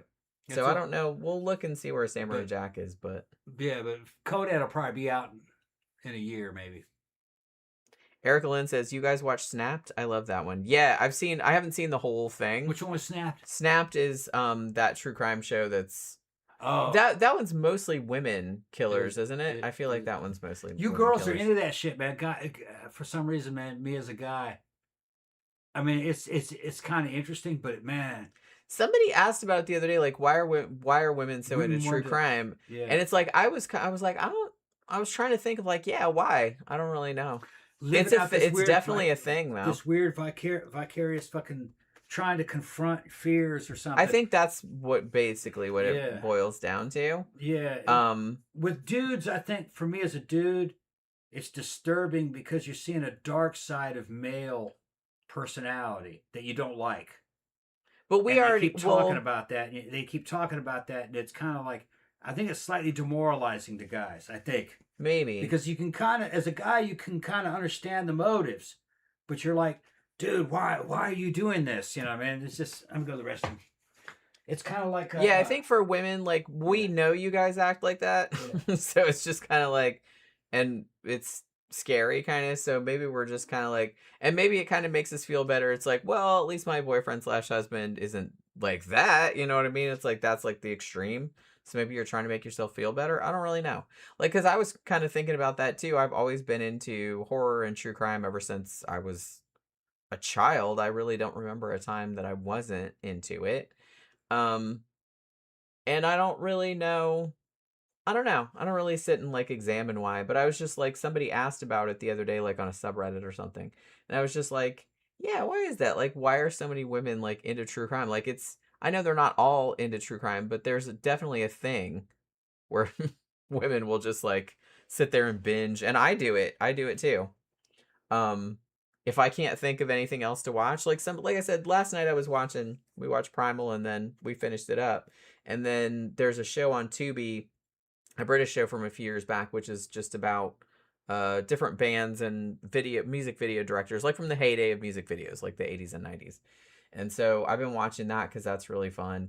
And so I haven't, because I know that Tom doesn't like the true crime. So every time I put the true crime on, he's just kind of like, like, he doesn't complain. Like, he's just on his tablet, like talking to his friends or whatever. But I know that he's just sitting there. And then maybe sometimes, like after a couple hours, he's like, man, can we put something else on? This is like so depressing. But it's like, it's depressing, it's disturbing and stuff like that. But for some reason, I can't stop watching it. And I don't really know. Yeah, Erica says we study them red flags. Yeah, I think that's what it is. Honestly, this maybe is going to sound weird to say, but it's like, I think in some ways, it's Jesus. What? I think, did you run into the door? No, I was closing the door to hit back of my shoe. In some ways, I think it might be kind of like life affirming in a weird way, because it's just kind of like you see all this horrible shit like that's happening to these other women, and you're just kind of like, man, at least that wasn't me, you know what I mean? Or it's like, I got problems, but not like that, maybe that's what it is. I'm not really sure. I've never really examined it. I don't think that's what it is. I think what it is that women see this danger and hear this story, but the woman seeing the story survives it. So it's kind of like a weird way of kind of like coming close to the situation, but then winning. Yeah. You know what I mean? Like, it could have been me, but it wasn't, that type of deal, or well, that was a close call. That's kind of what I said. Okay. It's kind of the same reason that people watch horror movies. Yeah. Is because right. Maybe that's what it is. It's like a fictional, because I like horror movies too. So it's just kind of like, it's a way of like confronting fears, or like, oh man, that's a fucked up thing that happened, but it's like, it didn't really happen to me. You're experiencing it, but vicariously through someone else. Yeah. And like, so, yeah, well, dealing with it that way. From a guy's point of view, you can kind of recognize certain elements in what they're doing in your own male sexuality. You know what I mean? And that's looking uncomfortable. For a girlfriend and fucking making a move on her, fucking trying to close the deal, going on a date. But the thing is that these dudes are doing what you're doing, but it's a perverse version of it. So you're coming at it from a different perspective. Yeah, you're like, dude, what are you fucking doing? You're ruining it for the rest of us. Yeah. Well, it's not only that. It's just like there's kind of like a guilt by association. You're like, that's kind of what I do, but not really, not like that. Yeah, So I get that might be uncomfortable because you might recognize some of your own behavior. Right. But you're saying, but it's not the same motive. Right. It's not the same result, and you have no intention of killing her. I would hope not. But they do it because they're trying to erase her. Yeah. Because they fucked it up. You know what I mean? They can't get these women by any other means than the way that they're doing it. They can't get them by legitimate means, so they're just going to use a bunch of lies and tricks, and then they're going to rape them and kill them. Yeah. It's real close to what we do, but not really. And I think, in a way, that might be why women are fascinated by this kind of stuff, is because in the initial stages, you can't tell the difference between a dude that's just doing regular shit and a dude that's pretending to do regular shit that's going to rape and kill you later on. Yeah. The female version of a serial killer would be kind of like a Black Widow. Yeah. And it's like a different, the result is the same, like you still get dead people, but it's a different dynamic. Like, they come at it. Normal women are not trying to become friends with you and have a relationship with you and marry you so they can kill you, poison you slowly, and take all your shit. That's very unusual. Yeah. All right. It's close to what a normal woman does, but not really. Yeah. All right. Yeah. You have a life with her. She gets benefits from having a life with you. You die, and she inherits it, but she didn't kill you. You die of old age. She's speeding the process up with poison. Yeah. Yeah. So she can inherit all your shit. Yeah. It's close to what women do, but that's not what women do. No. All right. Like I said, that's very unusual. Yeah. Well, so is a serial killer. Yeah. Very unusual. Female serial killers are way rarer than male serial killers, but male serial killers are also very rare. Yeah, but female serial killers are black widows. They're not Eileen Wuornos. Yeah. They're black widows. Yeah. Aileen Wuornos was an outlier. Yeah. You never see serial. That's the reason everybody talked about her, because you never see female serial killers like that. Yeah, but female serial killers are black widows or they're abortion.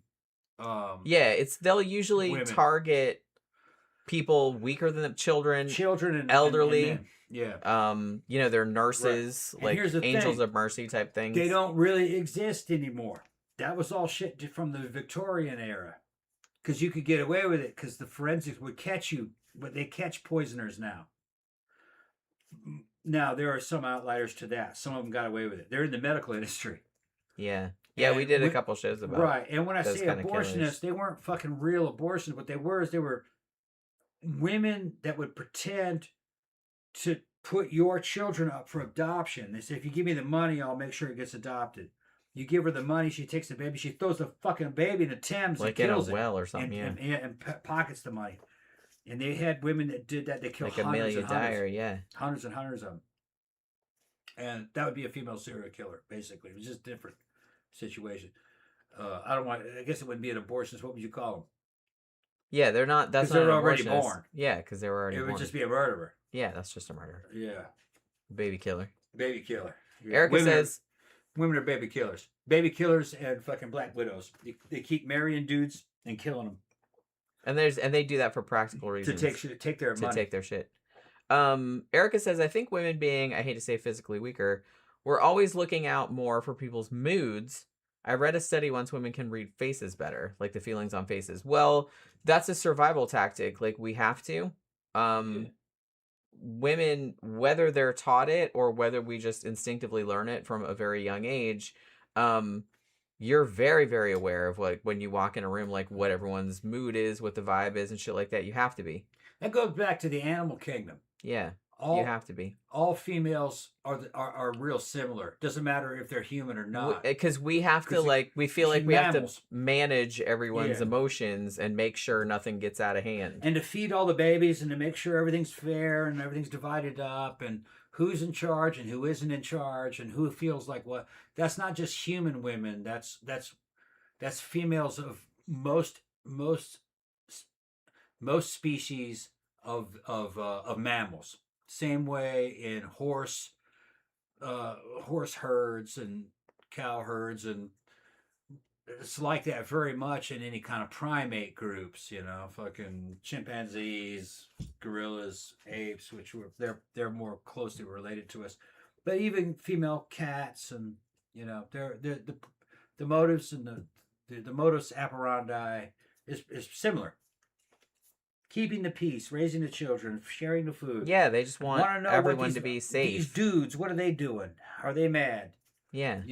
It's very important. DVD Dragon says... That's how they survive. Yeah. Says, very true. Men can read men's faces. Women read men's faces. Men don't read women's faces as well. Yeah, I really don't... Because like I said, it's kind of in women's benefit to figure out what everyone's feeling. They have to, like, pretty much quickly, like, figure out what the dynamic is. So like if you're with somebody, like a dude, and they're in a bad mood, you have to try and mitigate that somehow. Like, you can feel it. You don't even have to see their face. Like, you can just feel it. It's like it's a vibe in the air. And I don't know if men have that. I mean, I guess they do. But you can feel it like a miasma. Like if somebody is in a bad mood, like if a dude is in a bad mood, and so you have to like figure out how to mitigate it so you don't get hurt or you don't get blamed. You know what I mean? Mm. I feel like that's kind of a big thing. So, and I don't know. I don't know if that's biological or instinctual or you're just kind of taught that or just kind of I don't know. But it's just to keep your ass safe is why you have that, you know? So I don't even have to look at somebody's face, to be honest with you. If I walk in a room and someone's in a bad mood, I can tell. You know? You just feel it. It's like it's That's why you were in the air. That's why you were so scared when I was on Shred. Yeah. To me, it's normal. I'm fucking just. And like I said, I didn't even know, and I didn't know you were on anything. I could tell from the other room. You didn't have to be in the room with me. Yeah. I could feel it. Yeah, I was talking to Sophie about that later. She says, "No, you were fucking I could crazy feel it on that shit." And I says, "Man, I didn't realize." It was like a not like a smell, but it was just like a whole like a fog. Yeah. Like I could feel it. I didn't really know because I was just living in the moment. It's just fucking. It makes you extremely animalistic. Yeah, and like I said, I don't know if you act mad when you're not mad. Yeah, you're just very. So I was just constantly like on edge because I could feel it like from across the house. It's a good thing y'all stuck with me. I mean, I was on that shit for almost 6 months. The last 2 months of it, I was fucking out of my mind. It was more mind altering than LSD.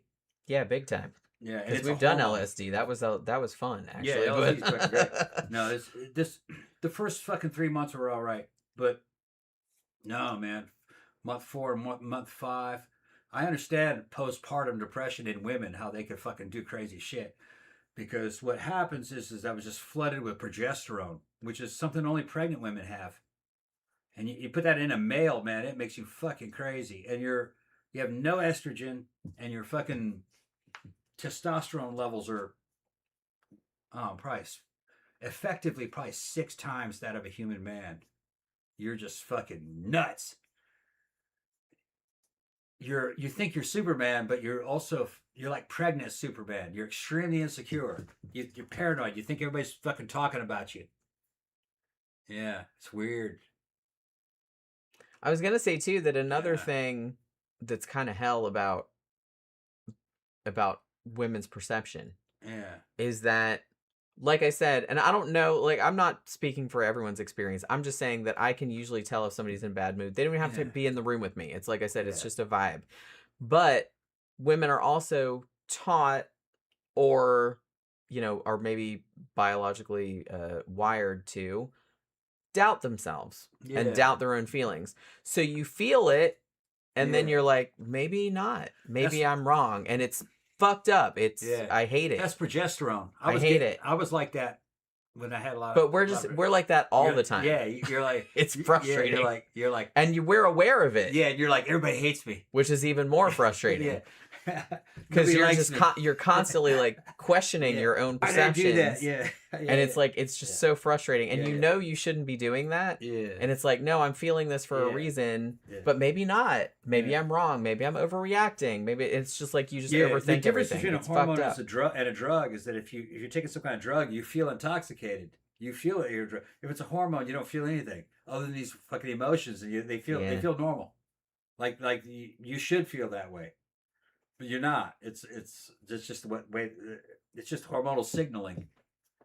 It's the shit that controls animals. That's why animals act the way they do. Yeah. There's not a lot of learning or information in them per se. It's all just feelings. Yeah. But like I said, in a way, it's kind of in humans, it's kind of worse because you have these feelings, but you also have you have your frontal cortex, which is aware that you have these feelings. And then you're analyzing the feelings. So then you're kind of analyzing the feeling, like, why do I feel this way? And so that like gives it another layer of fucked upness. So then you're like questioning your own decisions. Yeah, well, humans are an imperfect work in progress.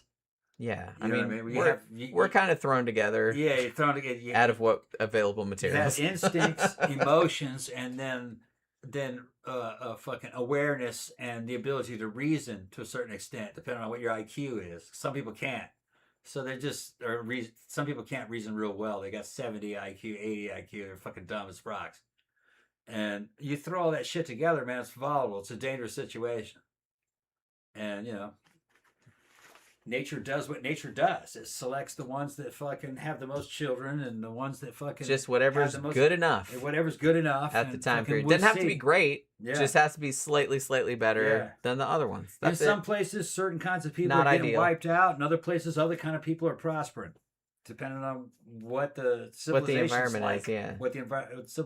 That's why there's no way of saying like across the board like, oh, this is better, or this is more adaptive or whatever, because the situation. it depends on the It's situation. like if you look at the Chinese, they evolved over thousands of years being in a damn empire built on rice, and everybody had to cooperate. If anyone was individualistic or stood up and said, no, I want more out of life, they were fucking executed because they had law and order. Well, it took that out of their fucking genome, so they kind of just get along. They're very group oriented. Whites aren't like that too much. Black people aren't either, So what you end up with is you end up with people that kind of reflect what the cultural demands were. So you have people making a culture and a culture breeding people, like the hand of an animal breeder. It's weird. They got guys that study it, and they study it, and people go, oh, you can't talk about that, but that's just how it is. It's the same thing in the animal kingdom. We're animals. We're not, if you believe in some kind of hokey religion that we fell out of fucking heaven and made in God's image, then fucking shit. What kind of God are you talking about? We're made in God's image. We're just apes with slightly less hair. We're extremely dangerous killer apes. That's what we are. Pretty much. Yeah. That we can talk. Apes that can talk. That was a mistake. Oh, man. Erica says the article that talked about faces also took men and women in like a maze, and the men could find their way out immediately, but not us girls. I lost it. Women do more landmarks. Yeah, I mean, I've known some women that were really good at that kind of shit, but I'm terrible at directions. Honestly, I don't know how I found my way around ever before the advent of GPS. Yeah. Like, I used to get lost all the time. And honestly, I still get lost sometimes, even with GPS. I'm an ex-Army scout from the 101st. I'm an ex-Army scout from the 101st Airborne Division. I'm from the 1st 327 Recon. I can fucking kill a land navigation course. Compass and a knife. Compass and a fucking map. That's all I need. And I don't even really need that. I just have an inherent fucking instinct of what direction is north. I don't, you know what though? It's like maybe I'm like a bird. Might be something electromagnetic to it. Like she said, I think women are more landmark oriented, because if we're driving like on a highway and like we, get turned around or something like that, I will find my way back because I remember street names. Yeah. Like I was like, oh, I know this street goes there and that and the other, because I remember that I've been on that street before. I don't necessarily remember directional cues, but I do remember street names. Yeah. So if I see a street name that I've seen before and I know where that goes roughly, I'm just like, oh, okay, I know that street. Yeah. And if I can go down that way, I'll end up here. You know what I mean? So I do remember that kind of shit. So I'm not that bad at it. But I think we just come at it like slightly different. I just have a real good sense of direction and distance. Of what direction something is in and how far it is. Yeah. I'm pretty good at that. I grew up in a time before GPS, and I could ride around on a motorcycle and fucking figure my way. Man, remember back in the old days when you had like fucking paper maps? Yeah, I could go. It's that way somewhere. I'll just keep going that way. It's over there. It's over there. It's over there about 30 miles. God, it's so easy nowadays. Yeah. I fucking love GPS, man. Yeah. It's like it'll take you right to the place, and it'll just tell you like nicely how to get there. All right, so it seems like it's getting kind of late. So we're going to wrap it up for this evening. Like I said, this fucking douchebag is still in prison on death row. I don't know when he's going to be executed. It'll probably be a while. It usually is. But, happily.